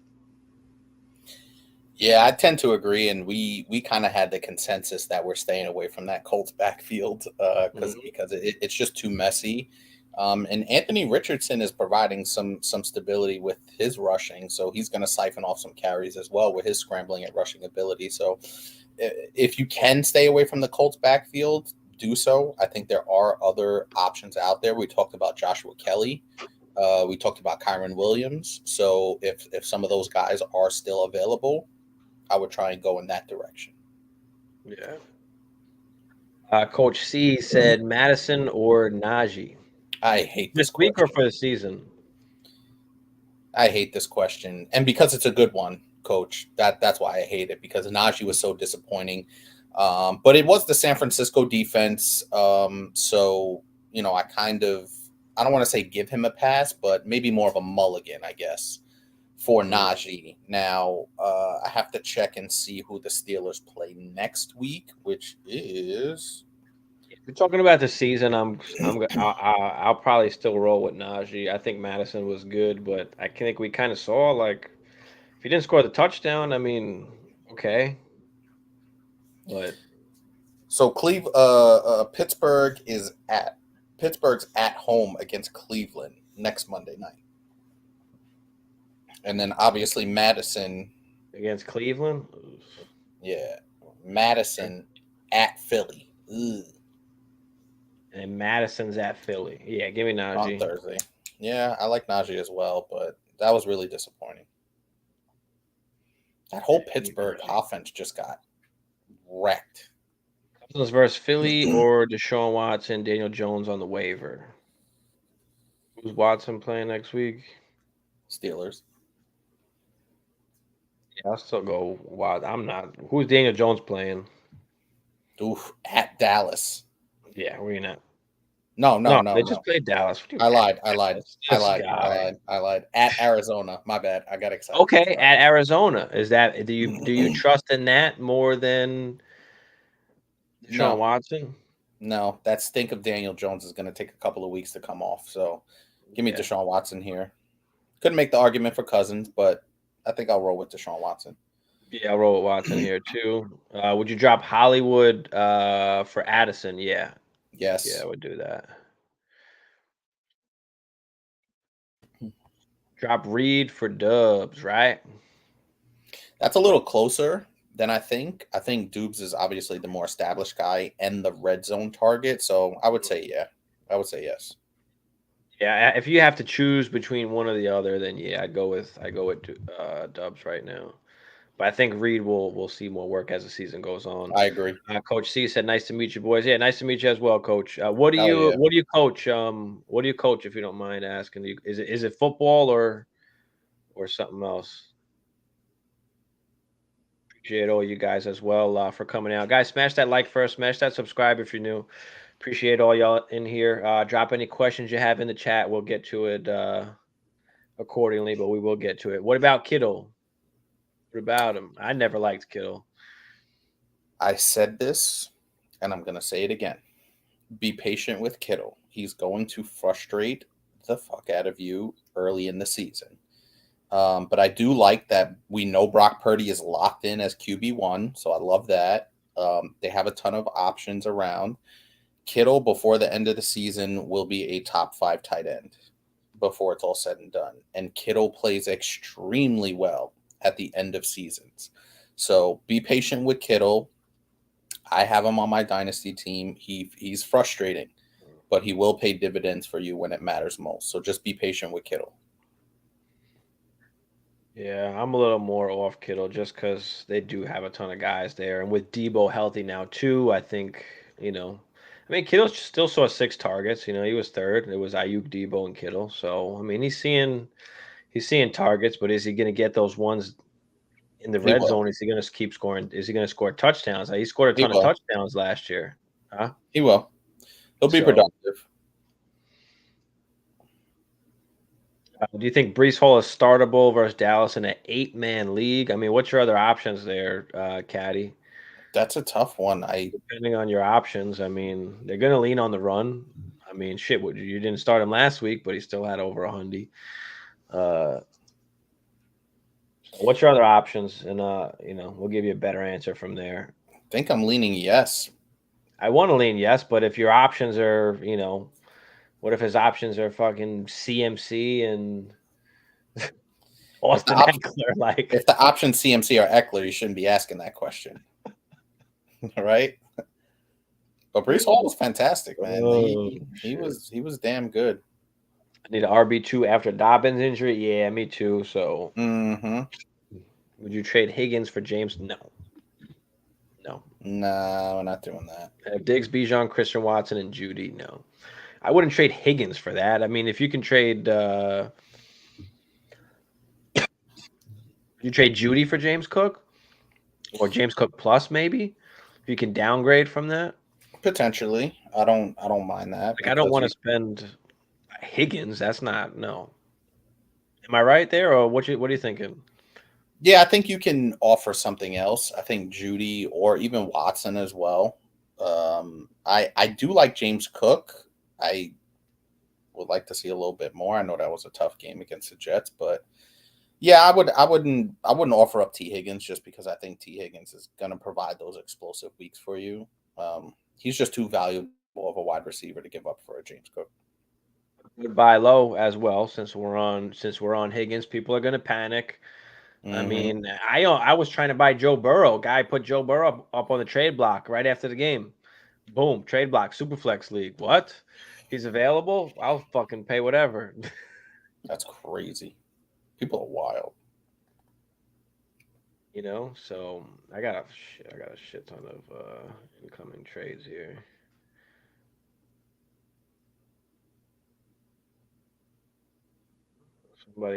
Somebody wants T. Higgins. They want to give me London and Mostert. Yeah. I had Zach Ertz and dropped him for Laporta. Okay, Laporta played well. Laporta was excellent. Should I pick Ertz back up? He had 10 targets, even though Cardinals won't be good. I feel like they'll be playing from behind and passing a lot. No. Keep Laporta. Laporta will be good, and he's going to get better. Yeah, I would just keep Laporta. Laporta wasn't involved as well. Is Ertz going to get 10 targets every game? I mean, you're right. There is nobody else there. But if you think he's going to have 10 targets a game, then the problem is if you have Ertz, then you're going to play Ertz every game, or like you just got to choose which one. You're not going to go back and forth. Or which one should you play which week? I mean, you can play that game, but I like Laporta. Laporta's upside is way better on a better offense. You can say that about Laporta, like you say about Ertz. Like, yeah, they're going to be playing from behind, but Laporta is going to be playing on a team that's going to be scoring touchdowns. So, and he was involved in his first game pretty nicely. Give me the touchdown upside because that will just overtake whatever yardage that whatever yardage you get. So yeah, give me the tutties. Give me Laporta. No problem, Coach. Thanks for tuning in. Also, thoughts on Roschon for the long run. Roschon's the man. I like Roschon a lot. 7 targets, first game. We warned everybody about Khalil Herbert. And, Roschon is going to be the guy eventually. It's just kind of a matter of time. And as he gets more on the field, you'll see, how much better he is than some of those other guys. But, it was exciting to see. He got a ton of targets. It's exciting for PPR. I mean, he scored a touchdown, right? He scored a touchdown, right? Let's see. Roschon.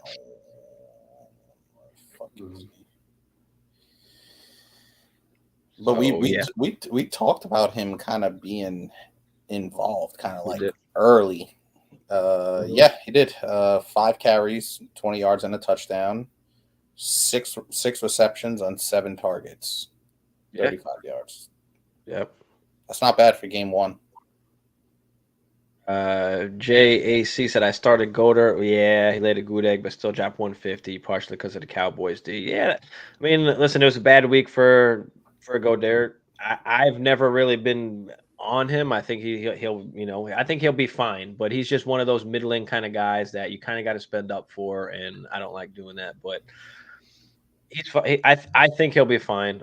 What do you think, Hammer? Yeah, for the most part I agree. It was a little bit concerning, but they're playing against New England. Bill Belichick defense. He tends to kind of take away the best things for the most part, and also too, a lot of these games in like the Eastern or like Central, like that Ohio, we got a ton of rain, and it was just like a sloppy, wet track for the most part. So things will start to open up. have a little bit of patience with Dallas Goedert. He's probably the third receiving option on that team. So I wouldn't panic too much on him. And especially at that position, he's going to be pretty solid for you. Don't panic on Dallas Goedert just yet. Yeah, I mean, if you have him, you're going to play him every week and just whatever happens, happens. But I think he'll be fine. Algier or Khalil Herbert or Jahmyr Gibbs. Oh, Jahmyr Gibbs. Oh, Gibbs. Yeah, it's Gibbs. You're going to pick one of the three. It's going to be Gibbs. Algier, obviously interesting to see what his role was in that first game. Now, I think obviously they eased Bijan in, right? Is this going to continue where Algier gets that much work and the goal line work? It's also, I would also say you can note that Cordell Patterson was out, so he didn't play in this game. So if he comes back, like, do they use him? Did they use Bijan? And like the way they used him, like the guy can do anything. Obviously, as we saw, he looked fucking awesome. But I do think that over time he'll start taking more and more out of that backfield. But for now, for the time being, Algier is a flex play until further notice. He's actually going in my RB2 spot. I had Eli Mitchell in that RB2 spot, and Algier, it was consistent. Like, it wasn't like end of the game. Like, he is part of that offense. He really is. And I think they want to keep Bijan healthy because Bijan's explosive enough where if they both get 15 opportunities a game, they're going to produce. And Bijan is more than explosive enough. We saw that on the swing pass he took for a touchdown where it was video game stuff. He used the back juke, did a little spin, kind of ducked to defenders. So I think they really like Algier, especially at the goal line as well, running between the tackles at the goal line. So I'm more than comfortable putting out. I didn't put Algier in because I thought Bijan was going to just get the bulk of the work and Algier was going to be a 6 to 8 carry kind of guy, and that was not the case. And also too, Desmond Ridder I don't know if they don't trust Desmond Ridder throwing the ball. They don't. It's fucking Mariota all over again.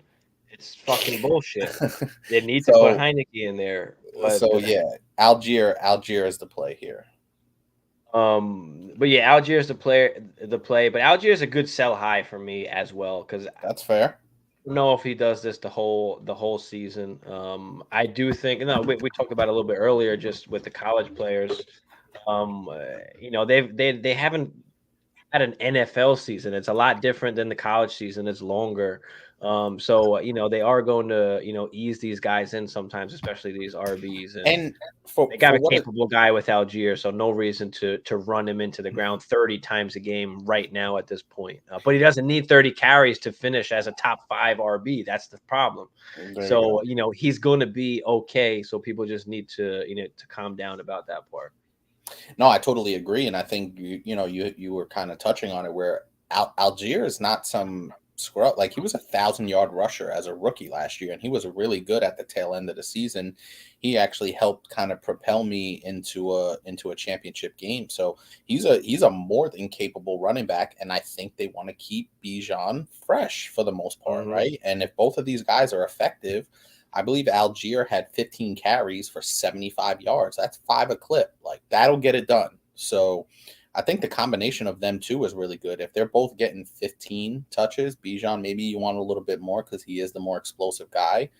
That's totally fine. And with the way they're running their offense with Desmond Ridder at quarterback, you got to imagine that both of these guys are going to be obviously more on the Algier side. Algier is a viable play on a week-to-week basis until further notice, like you said. Yeah. Jahmyr Gibbs is going to be awesome. He'll be fine as well. He's a good buy low guy right now. So if you can buy low on Jahmyr Gibbs, I would absolutely do that. I have Kadarius Toney. I appreciate you for tuning in, A Sports. Smash that like first. Smash that subscribe, guys, if you're new. We'll get to all the questions there. Ro, I see you down there. We'll get to you. Appreciate you for tuning in there. We've got a Dynasty Best Ball question down there. We'll get to that. I have Kadarius Toney and Antonio Gibson on my bench, so I'm leaning towards picking up Ertz and Joshua Kelly because I have Eckler. Yeah, Joshua Kelly is definitely a good pickup. I wouldn't get rid of Antonio Gibson unless, you have to if it's a short bench. Kadarius Toney, who's your tight end that you want to pick up? Ertz. That's fine, I guess. Yeah, I'm still holding on to both of these guys. I'm not dropping Kadarius Toney yet. because he's going to get opportunities. He's going to get more opportunities. I know it was an absolute disaster on that Thursday night versus Detroit, but Kadarius Toney still has upside. We talked about, you probably don't want to play him unless you absolutely have to, but he still has some upside playing with Mahomes, getting more comfortable with whatever they're running, especially without Kelsey. So, but yeah, I like the Joshua Kelly pickup a lot. Yeah, I'm okay with dropping Gibson for Kelly if you have to, but if you can hold on to Gibson somehow, like I'm okay with that too. But if you got to choose between the two, I might say Kelly's going to get, if he gets the continuous opportunities that he's getting, then you might want to do that. Although I do love Gibson and Kadarius Toney, like Hammer said, you got to hold him for now. You're not going to drop him for a tight end. That's you're not going to do it for that. I mean, the tight end position. I mean, you could always find another guy out there. Like Zach Ertz had 10 targets, but it doesn't mean anything if he's not scoring. If he's not going to be scoring a ton of touchdowns, or if he doesn't even finish the season. I mean, at some point, I mean, if they're so bad. Obviously, they played a great game, but if they're so bad towards the end of the season, are they just going to want to see what's his name, Trey McBride, in there instead of Ertz? So that's highly we'll see what happens. But yeah, we're not dropping Toney for a tight end. You don't want to do that. That's not that's not a wise decision for a roster spot to hold, because Toney could still gain value. Where Ertz is not turning into Travis Kelce anytime soon. Should I drop Giants kicker Gano? Yeah, pick up somebody else. I mean, there's a ton of kickers out there. Who cares? Yeah, kickers are interchangeable. Forget Gano. Nikki said Kittle was a league winner. He was. Be patient with Kittle. I'm telling you, be patient. He's going to have his games. He at a position where there's very few needle movers, George Kittle can win you a week single-handedly, especially going down the stretch from the tight end position. He did it for me in the playoffs last year, and he's still capable. Like I said, he'll frustrate the hell out of you because he's going to be on the injury report a ton, but Kittle's a difference maker at the position, no doubt about it. I can't deny that, Nikki. I just hate the price that you got to pay for Kittle. That's the only reason why I hate Kittle. It's just his price is just not. I just don't like it. Should I start Devontae Adams or Jahan Dotson at the flex? This is not even this is Devontae Adams, and it's not close. Yeah, it's always gonna be Devontae Adams there. The upside is just way too high. I love Jahan Dotson, and he's a great flex play. But if you can play Devontae Adams in the flex, then you got to roll with that. Yeah. You got to roll with that, Ace. Caddy says his RB1 and 2 are Barkley and Walker, so he would start at the flex. I was talking about Breece Hall. Okay, so who's your other options that you can play at flex other than Breece Hall? Oh, here we go. Who do you like? Dotson, Denver, Mostert at New England, Pacheco at Jacksonville. Mostert's interesting. Is Breece the best answer here? Shit, who are the Jets playing again? Jets are playing. I'm playing him over Pacheco at Dallas. Jets are playing Dallas. Jets are playing Dallas. Okay, I mean, it's a good D, but do we trust Mostert in New England?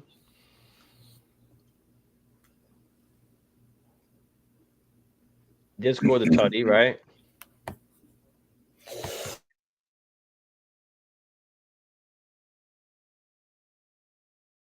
Dotson in Denver. I mean, Denver's a pretty good defense.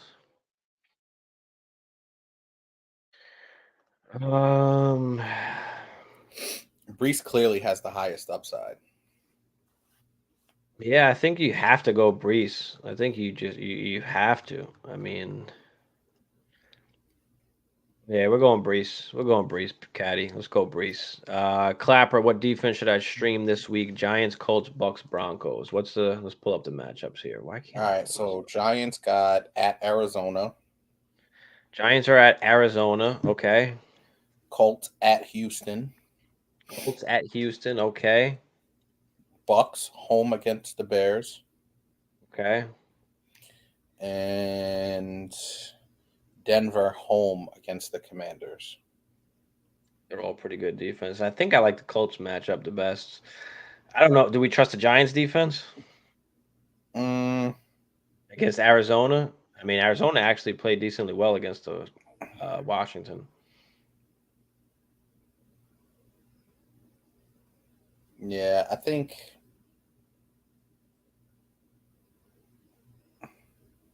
that's a tough one because you can make the case all the way around. I think I'd lean Colts as well, but you can make the case for the Giants because the Giants do have a good defense. Obviously, they gave up a ton of points, but they didn't give up a ton of points offensively to Dallas. But the Colts look like an interesting play here. Ro, what's up, Ro? First time in. Appreciate you, man. Digging analysis. Appreciate that. Dynasty best ball, 12 teams, start 13. Okay. Roster 32. Super flex, tight end premium. Picking up Smith off of waivers. I'm solid on running backs and receivers. Do I drop Hamler or Fournette?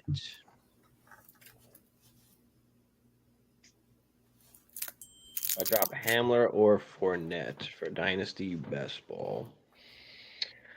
I don't know how much upside that Fournette's ever going to give you at this point. And I know Hamler is out and he's hurt, but I think I'd rather have Hamler here. So I'd probably be willing to drop Fournette instead.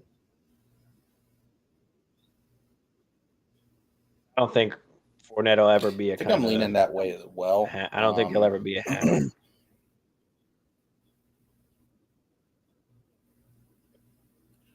No, I don't think Hamler will be either.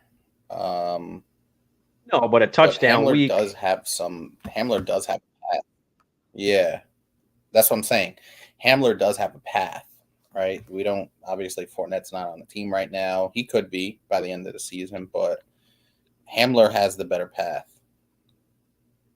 to a week. Say Judy gets re-injured. Judy gets hurt again, or say something happens to Sutton, etc.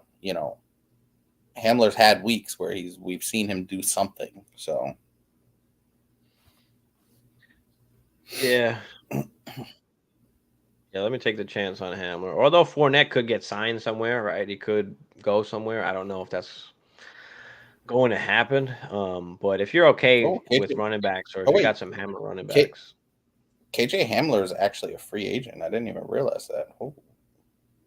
Is he, or is he on? No, he's a free agent. But he was hurt, and is he not on the practice squad? Nothing. No, he's a free agent. He visited the Colts. Hamler was waived. Well, my bad. Then. Yeah, mine too. I think I have him on one of my deep dynasty rosters. Yeah, he met with the Colts today. Okay, so I mean, he might go somewhere. Oh, do you want? Typically, I love to have the RB, but in best ball, it kind of depends on my roster almost as well. So I think it's a coin flip, and it doesn't matter as much. But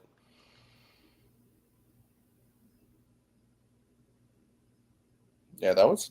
I didn't even realize Hamler wasn't on Denver anymore. No, I thought he was. I thought he was injured. And yeah, he was, but they waived him.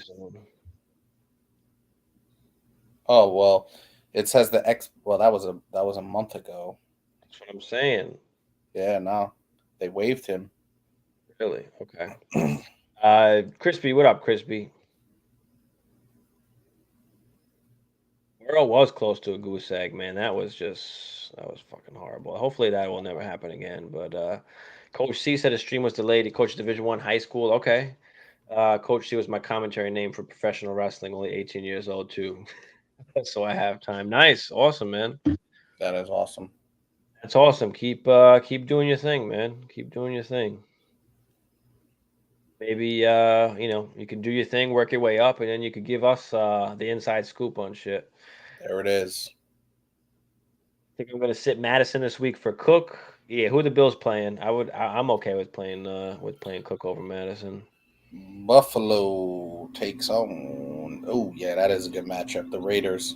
Yeah, we're going Cook.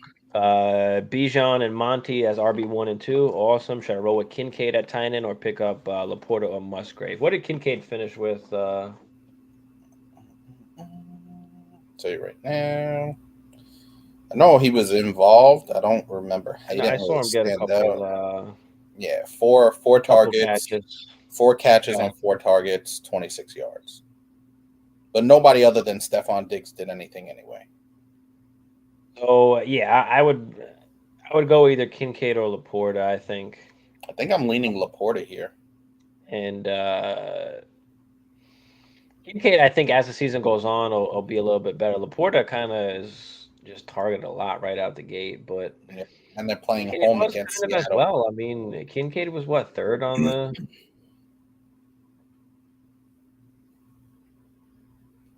I just liked the way Laporta looked better. Like he looked more steadily involved.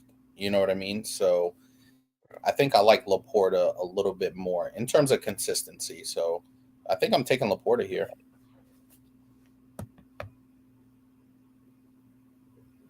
Yeah, give me Laporta as well, because they got still Knox is still running routes out there. Laporta at least is like the main dude, and hopefully he gets you a touchdown or something in that high-powered offense. So,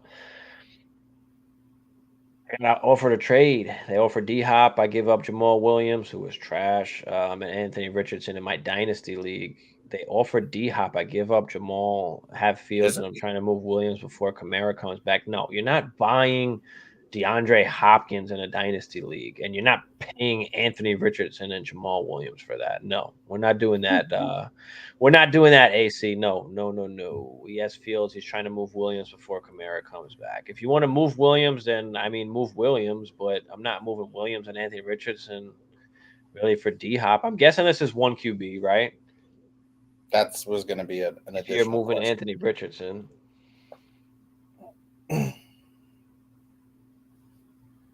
But even still, Anthony Richardson, even in a 1 QB dynasty, is still way more valuable than you still want to hold on to him. Yeah, this is not the time you want to get rid of him. Not for a DeAndre Hopkins. Wait till he kind of fully blossoms, because that's the beauty of the 1 QB where you have Anthony Richardson, is you can kind of just hold him on your bench and hope that he turns into a top 5 guy, and at that point, he'll be valuable enough to move for something good. But yeah, I'm not moving this for D-Hop.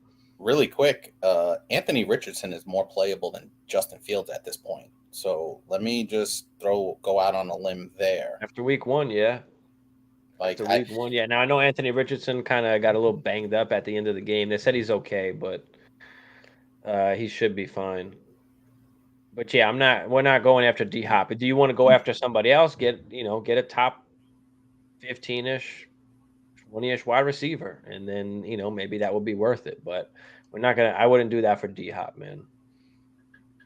Where's Wilson in your rankings with Zach back? I mean, he's still a wide receiver 2. I would say, back end wide receiver 2 with upside if Zach does something. I have him in the 18 to 22 range. That kind of sounds about right? It's going to be, it's going to be tough sledding, but he's still so good that, he's got to be, like you said, in that wide receiver 2 range, as we talked about. He said Michael Thomas, Nakua, or Brandon Cooks. I think it's got to be Nakua until Cup comes back, right? Yeah. Let's see who the Rams play. Yeah. Oh, that's super. Hold on. Go back. What? Rams taking on San Francisco this week.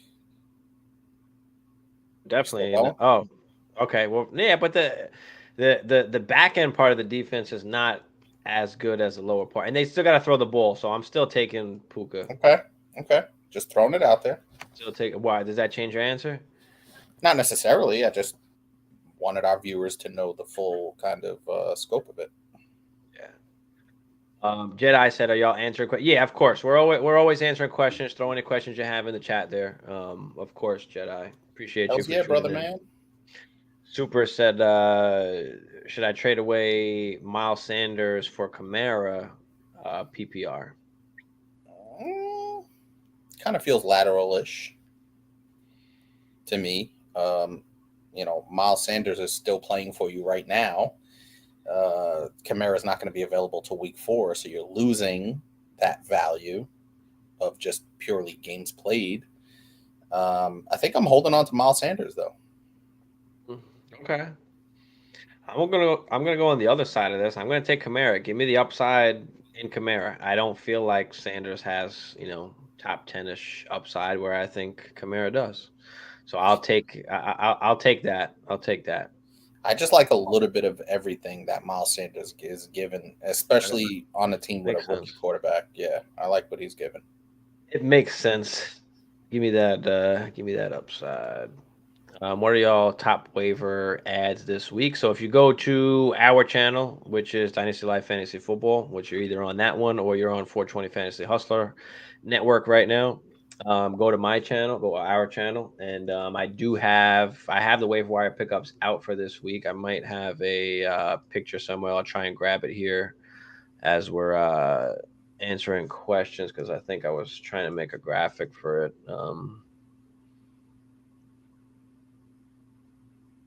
Gonna think about Algier for Javonte. Yeah, I'll take Javonte. I just don't unless you think Algier is gonna do this for the whole season. Thoughts on Warren versus Roshan? It's definitely Roshan for me, and it's Javonte for me. Hammer might differ here. What are your thoughts as I try and find this? Yeah, I think the problem is that I think Javonte is going to be obviously brought back, on the snap count, and Algier is already in, sort of a snap count, right? He's splitting time with Bijan. I do think that Algier is going to get steady production. So I guess I'll just kind of bottom line it by saying that. So Algier, yeah, I think I'm taking Algier for this season. And then Roshan, it's definitely Roshan for me. Warren, he'll have his moments, but Najee is the dude in Pittsburgh. Yeah, definitely. I mean, there's been a lot of talk about Jalen Warren, and taken away from Najee. But going back to Super real quick. So yeah, if you check on the channel, you'll see the video that I posted yesterday. Puka, of course. If you're looking at wide receivers, Raheed Shaheed, Kendrick Bourne, Nico Collins, or Woods. I mean, they both were heavily targeted if you're in, that depending how deep your leagues are. Rashid Rice, but we're not ready to play him yet. Just a guy to kind of stash that might get more work. Deontay Johnson went down, so that left Calvin Austin and Allen Robinson, who I think is the guy to pick up there. The fossilized carcass. Who led the team in targets. Yes, Allen Robinson, which is like that's why I hate Pickens. Like how is Allen Robinson lead the team in targets, even with Deontay going down? Pickens he'll get his work. Oh, you fucking better. If you look at running backs, you're talking about Ravens, right? Gus Edwards and Hill. I like Hill a little bit better, but it's gonna kind of be split, so it's gonna be rough. We talked about Joshua Kelly, who of course is a pickup. Kyren Williams, Kenneth Gainwell, Kyren Williams, Roshan Johnson is a good one for deeper down the season line, but he's still got a good amount of work. And then you've got tight ends like Hayden Hurst and Hunter Henry and Ferguson. And let me know if you need anything deeper than that. But those are kind of the initial guys. And depending on how deep your leagues are, some of those guys might be available, some might not be. But yeah. What did you say about this one? Did you say you were keeping Algier? Yeah, I'm rolling with Algier this season. I think he's going to have some good production, steady, consistent production. And then it's Roshan. What we saw, Javonte looked good. He looked really good. Perrine obviously was heavily involved, and obviously as we go down the season, maybe Javonte gets more involved. Hopefully he does, but we didn't expect anything from Javonte really this year, and he's able to be out there, week 1, which is awesome. 13 carries, that'll work. 6 targets. Yeah.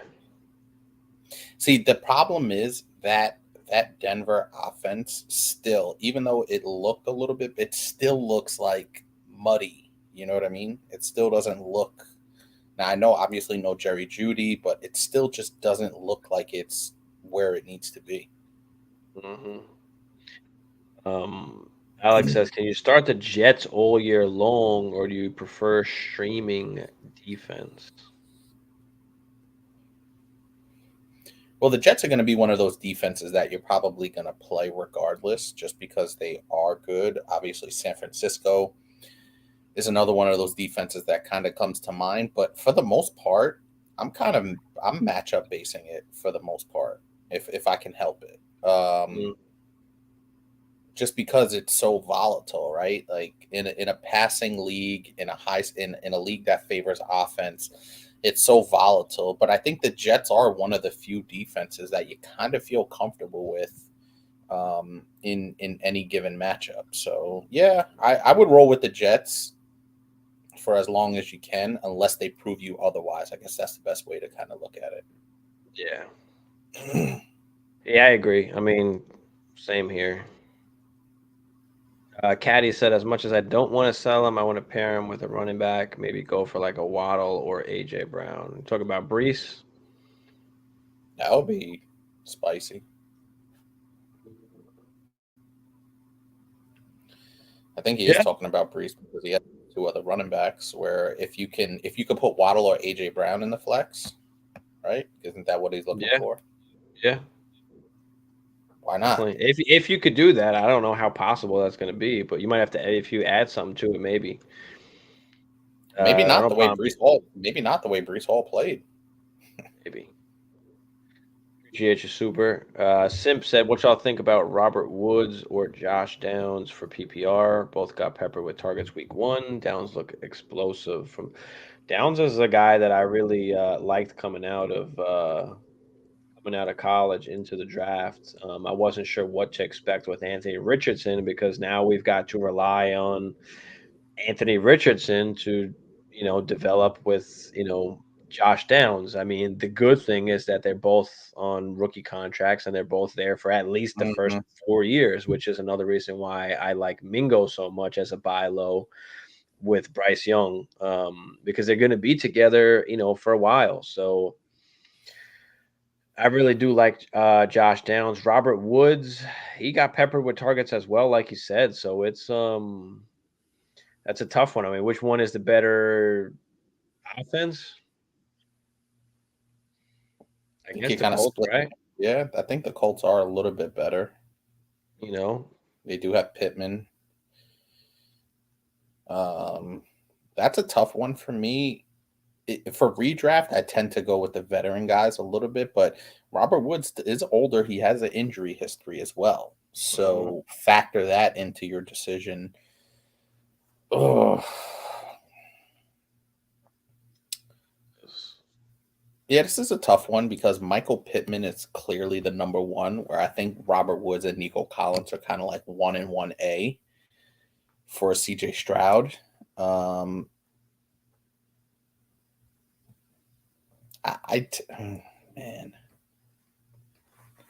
that really is a tough one. You know what? Give me Robert Woods here. Okay. Give me Robert Woods.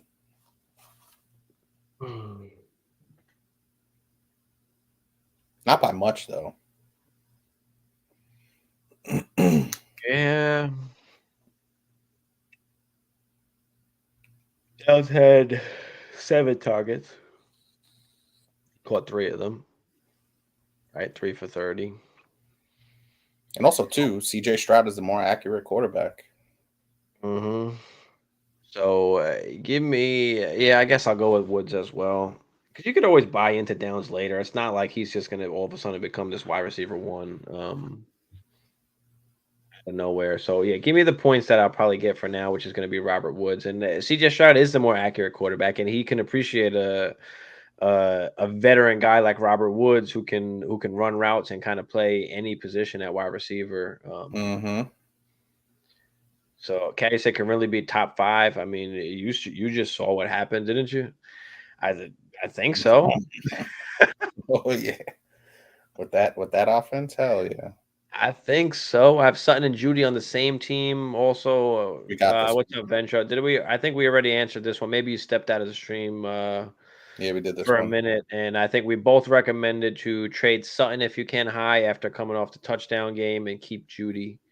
But if you can trade both of those guys, then I'm okay with that too. But if you got to choose one, I'd keep Judy and trade Sutton. Both of us would. Sim says he's got London and Quentin Johnson on his bench. Didn't know if Woods or Downs would be worth replacing one or both with. No, I'm not going to do anything crazy like drop Drake London right now. I think you kind of, we'll see what happens in the next coming weeks. Quentin Johnson, I like as well for down the stretch. But if these guys are on your bench and like you don't need the production of Woods or Downs right now, like maybe you keep the upside of the Drake London and the Quentin Johnson.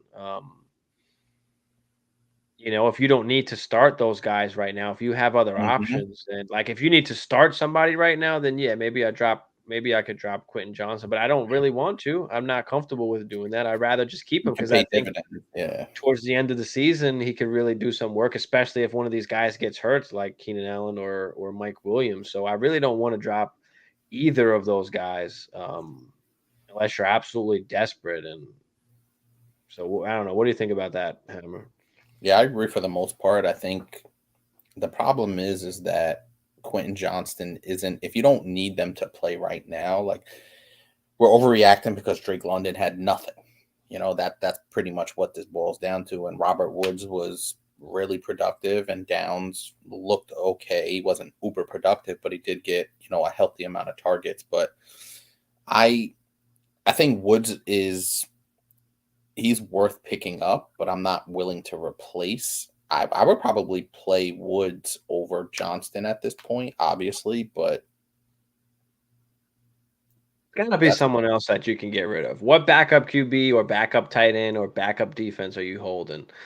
Because most of the time you're carrying one of those and it's just unnecessary. So or you can always pick it back up next week, but I feel like there's got to be a better option than those two guys to drop, unless you have like a crazy short, like 5-man bench or something like that, which is possible. But is 50 of 200 too much fab for Puka?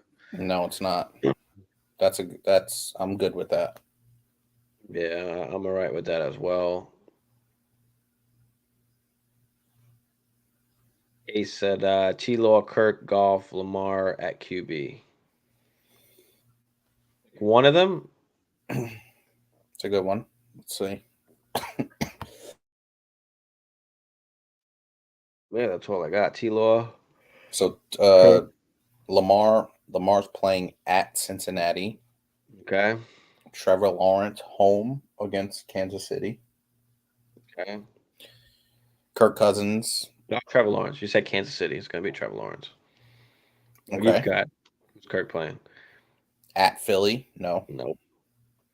And then Jared Goff home against Seattle. That's interesting. T-Law here.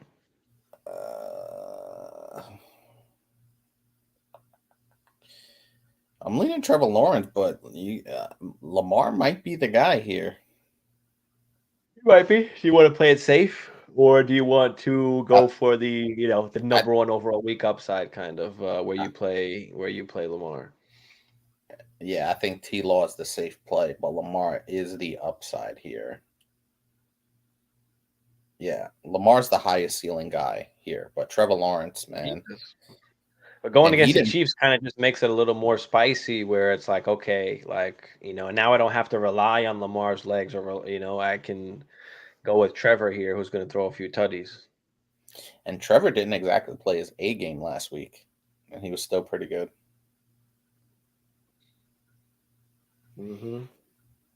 Trevor's definitely safer. Lamar definitely has a better upside, so pick your poison. But I'll roll with T-Law next week. I'm going to go Lamar here. Okay. I dig it. Seems like Richardson looked to Downs on short yardage and check downs. Yeah, hopefully he continues to do that. you just want to see him be. And listen, I know it's going to take some time, and it took Josh Allen a while, right, before he was able to kind of find that accuracy. 24 out of 37 isn't bad, but the yards per attempt were pretty low for a Rich. So, we'll see how that kind of manifests itself going forward. Alex said no more redraft. Lamar, Herbert, Tua. Who would be your starting QB for the season, and why? Is this 4-point passing touchdown or 6? Man, Tua is proof. When Tua's upright, he's cooking. He is absolutely cooking with those guys out there.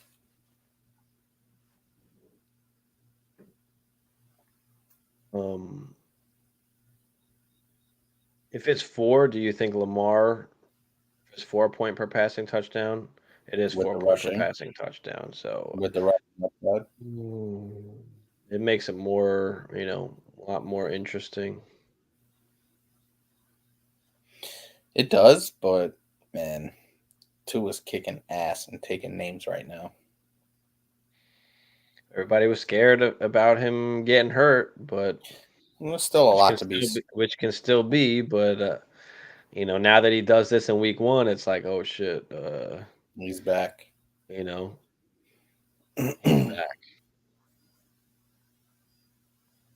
As much as I love Herbert, I'd have to go Tua or Lamar here. So pick your poison. If you want the upside of the rushing QB, like I don't know if Tua's got it. I don't think Tua's got a chance to finish like top 3.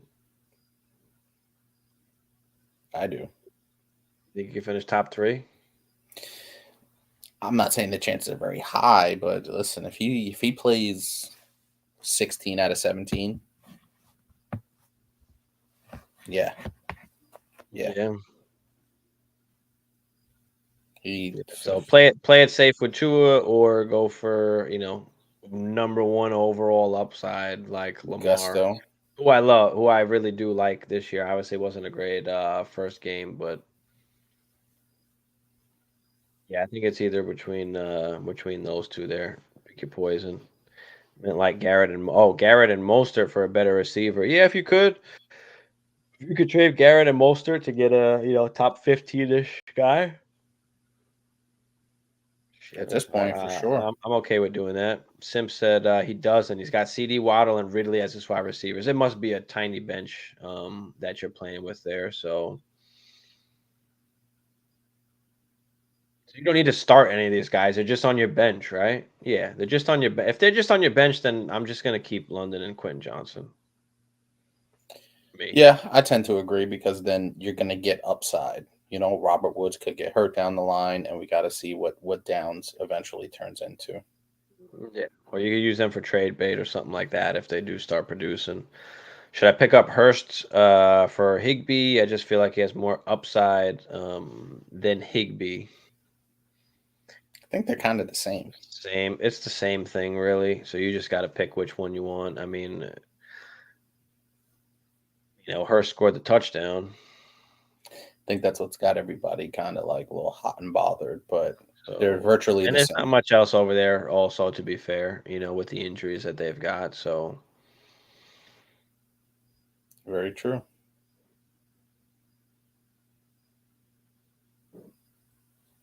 Yeah, I mean, it's literally either or. If I have to choose one over the other, I'm still taking Higbee. I think Matthew Stafford's a professional quarterback.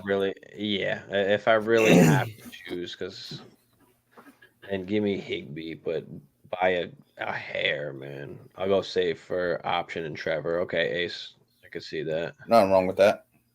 They say rookie's best man is usually a tight end. That's fair. That's fair, Caddy. And while I don't disagree, I just think there's going to be a lot more kind of inconsistency with Bryce Young. You know what I mean? With Matthew Stafford, I know exactly what I'm getting, and especially that Cooper Kupp's out for a couple of weeks. And then, even when Cooper Kupp comes back, that's going to, take a little bit from Higbee, but I still kind of like the way Matthew Stafford looks overall. Yeah, give me Higbee, man. Yeah, he said that was a 4 point. So, all right, guys. Any last questions? I guess throw them in the chat. I mean, I guess we just answered a bunch of questions tonight. We didn't even get into some of the other stuff, but that's fine. That's what we're here for. Whatever you have, throw it out there. Appreciate everybody for coming out. Smash that like, smash that subscribe if you're new. Yeah, buddy. There's Catch. There you go. Much fab for Zachy boy. Why is he even available? He shouldn't be available, really. But you have Burrow, you got Purdy. Of course, you got Purdy, Catch. And the ghost of course of A-Rod. You do. I love that. Of course. I know, man. I got to.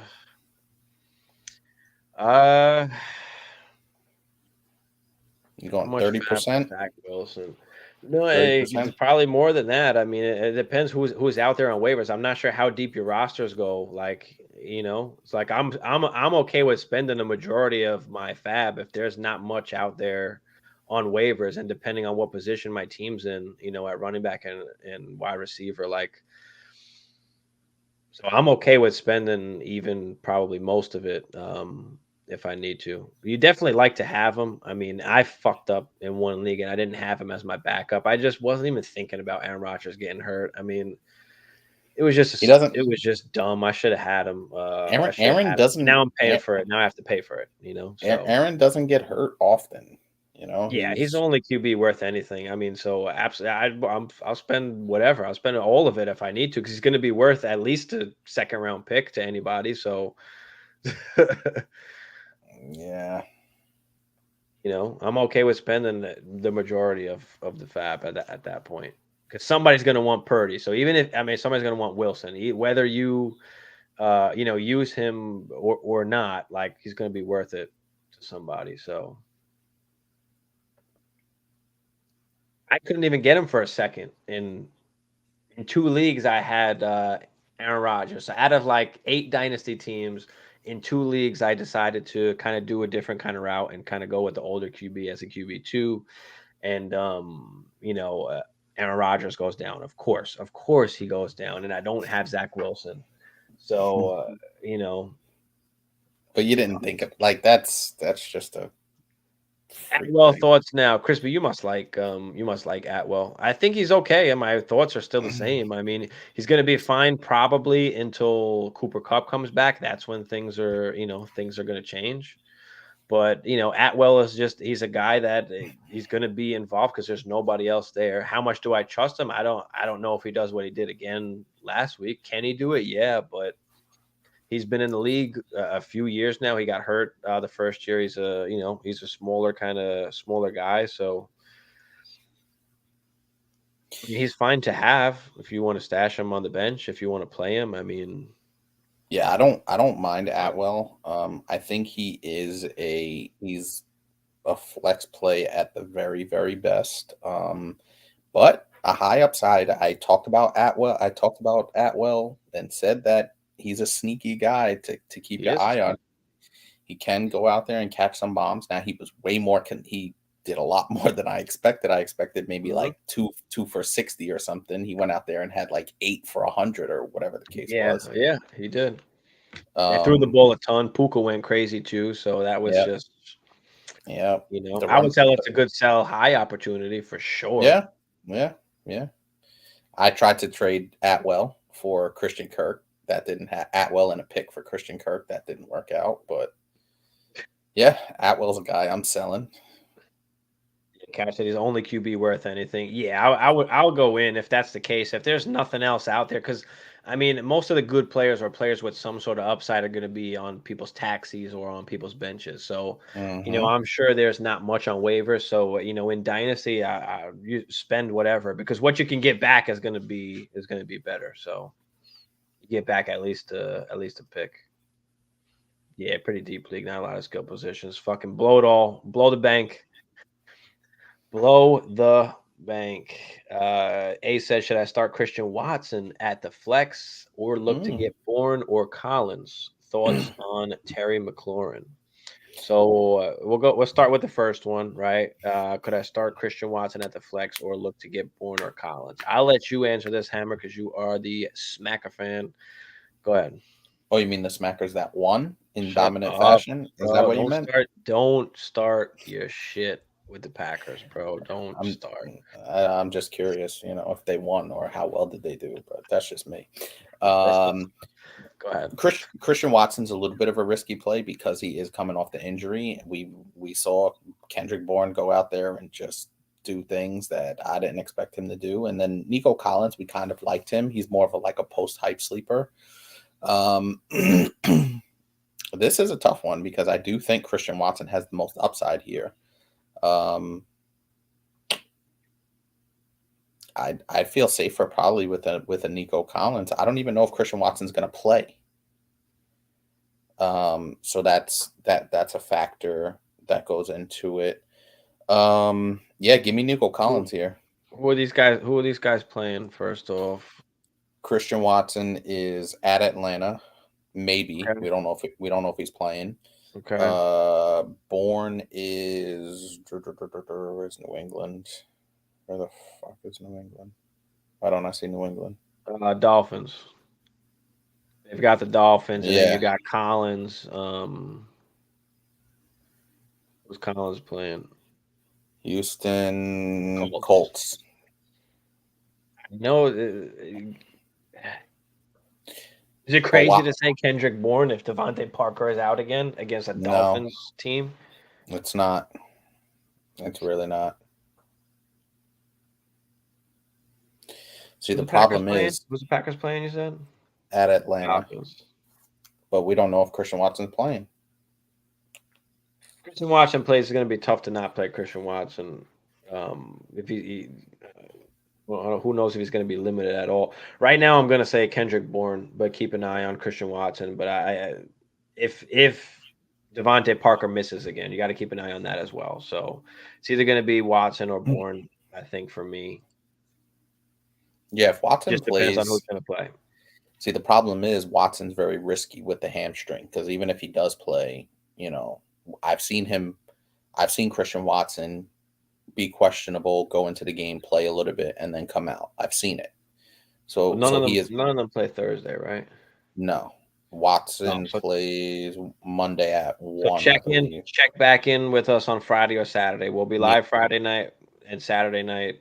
Hopefully Hammer's with me here. And check back in then when we know a little bit more. So just quick, Bourne plays on Sunday night. So that's a fact. Okay, yeah. Well, we'll know at least what we want to do by that point.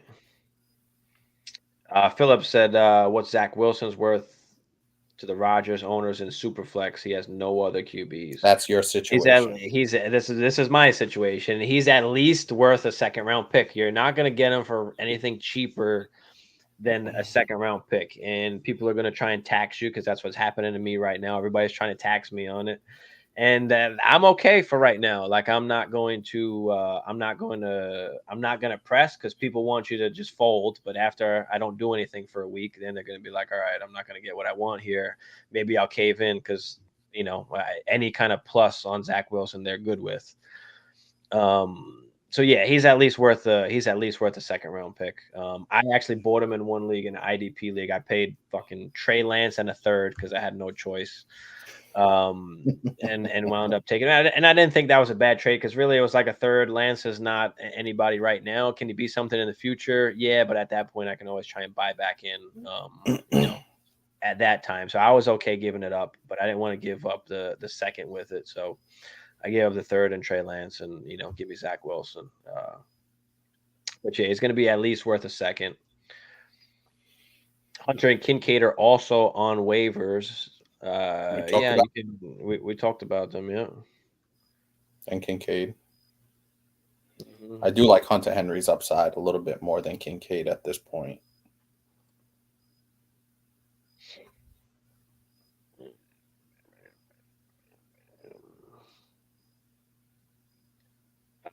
Yeah, so you could take we could take either one of those. You've got Kendrick Bourne had a bad day. I mean, he had 11 targets, 6 for 64 and 2 tutties. He had a day, not a bad day. It's definitely an opportunity to sell high. But again, if he's going to be the only guy there, if Devontae Parker's not going to be there, I mean, Juju is, I guess he's okay. Mario Douglas had 7 targets too, but Kendrick Bourne was the guy it looked like that he looked to. So give me that. Yeah, Tariq Cohen wound up signing. Who do you wind up signing with? I saw it before I actually took a nap before I got on, bro. I've been so tired lately. Catch that. Thanks. Keep up the grind. I appreciate you, Catch. Keep doing your thing. Tariq Cohen signs with Carolina's practice squad. Carolina, there you go. Start 2, Lockett, Mike Evans, Addison, Zay Jones. Oof. Who's the Bucks playing? I think the Bucks are in a divisional. Bucks are playing Bears. Okay. Seattle playing Detroit. Vikings play Philly. And Jags play Kansas City.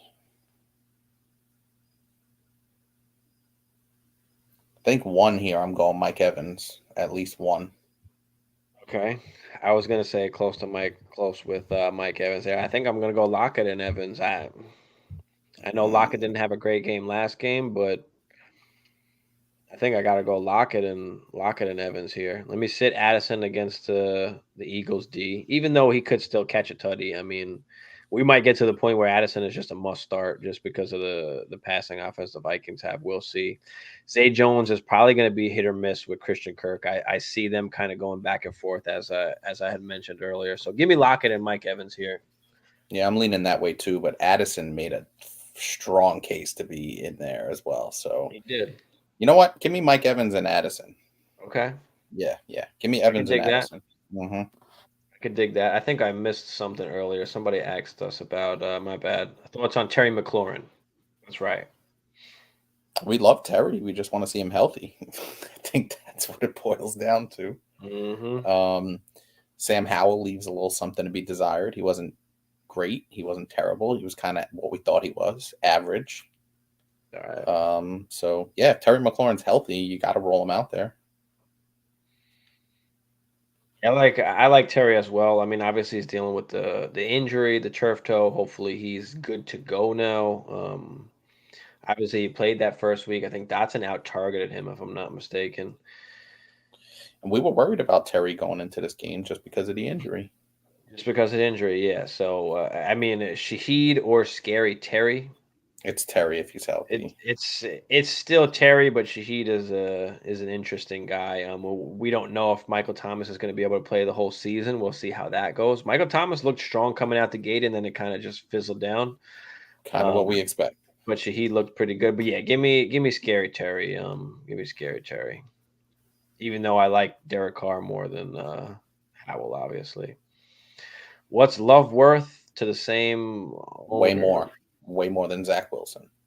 Yeah. Especially after that first game. Yeah. Probably a first-round pick. He's definitely probably worth a first at this point. He wasn't before. So you might have to give up a first if you want to get a Jordan Love right now. Back end first, maybe. You're gonna get pinched. Or you could try 2 seconds or a second and a player, maybe. Again, every league is different. And what is that? What is Jordan Love to the owner that you're trying to buy him for? Is he the third quarterback on their team? Is he the fourth? Mm-hmm. Is he the second? Are they relying on that guy? Most of the time, you got to give a quarterback back. It's got to be a quarterback exchange plus whatever it is that you're giving on top. So, you might have to give up a quarterback in a second. You might have to give up something. So, for sure. Keontae Ingram for Kyron. Well, Keontae Ingram was decently involved. I don't know. I mean, Kyron, yeah, you might. If you want the points right now, give me Kyron Williams. Keontae could just get more work as the season goes on. But if we're talking about right now, yeah, give me Kyron Williams right now. Kyron Williams is heavily involved right now. Yes, very heavily involved right now. Peter, what's up, Peter? Start 1, Dotson, London, Nico Collins, Cooks, or JSN. That's rough. I think we talked about who's Dallas playing? Jets. Maybe Cooks isn't the best option. SN, Nico Collins, London, Dotson. Who's Washington playing? The Broncos. And Nico Collins is playing Colts.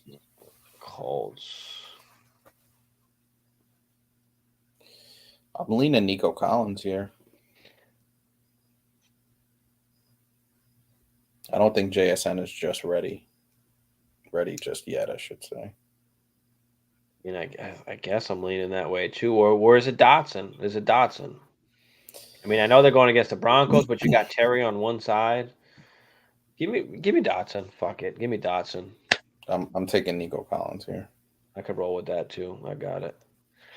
That works. Wilson worth a second, and Love just a rate 1 or 2 twos. Yeah, I mean he's I would say about, and it depends on the owner, it depends on the league, right? It depends on how many teams is it 10 team, is it 12 team? So there's a lot of factors. There's a lot of factors that go into it, but yeah, and basically standard kind of start 10-ish super flex, like 12 team. Yeah, I would say he's probably worth at least the late first at this point, or maybe 2 seconds. Again, it depends on what Love is to that particular GM. Ricardo. Should I trade away D-Hop for James Cook PPR? What is that? Cap. Oh, cap. Cap, that means he's not worth a late first or 2 seconds. So what do you think that Wilson is worth, and what do you think that Jordan Love is worth? Again, it's going to differ from kind of league to league, but that's going to be kind of the standard that you're looking at right now. Should I trade away D-Hop for James Cook PPR? I have Diggs, CD, and Olave, and almost no running back depth. I like that because he's going to give you PPR upside. I love that, actually. Yep, I'm good with that. I like that as well. Super. That's a good move. Oh shit, it's 12:30. All right, we're about to hop off of here. We'll answer these last questions and get out of here. Peter said, "I'm thinking Dotson if Surtain is going to shadow McLaurin. That's what I'm feeling as well. So give me Dotson there, but case can be made for Nico as well, or even JSN possibly. So pick 3 out of these receivers: Waddle, Evans, Ridley, CD, Keenan Allen. Waddle, Ridley, and CD Lamb. Thank you. Yeah, I'll take Waddle, Ridley, and CD Lamb as well. Keenan would be decently close. But I'll take him. Yeah, Evans is not really not in that conversation. Wilson a third, Love a late first, and a second. Just like you said, depending on the league. Yeah. All kind of depends. Wilson a third. I mean, ask any Aaron Rodgers owner out there if they can buy Zach Wilson for a 3rd round pick right now. I can pretty much guarantee you the answer is no. Because I'm in that situation myself in a few leagues, and it's not happening. Other people as well have been hitting me up. They've been having trouble trying to acquire Zach Wilson because everybody's just taxing it right now. Typically, Zach Wilson, yes, is absolutely worth a 3rd. I'm with you 100% there. Absolutely. And Love's, like we said, Love's value kind of just went up there. So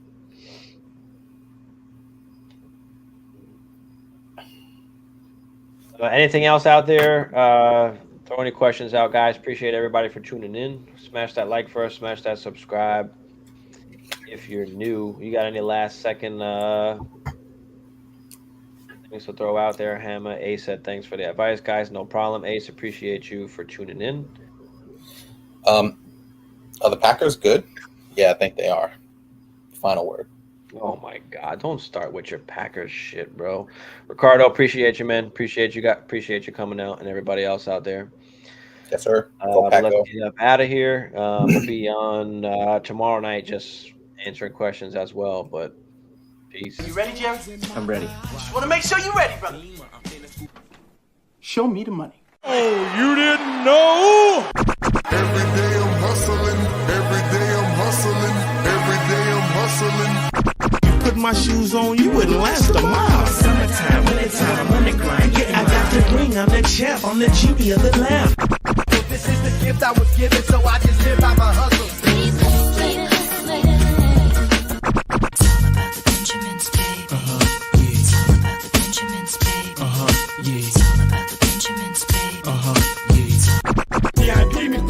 It don't make sense, but don't make a profit. So I hustle, ladies and homies. Make money, money, money, money.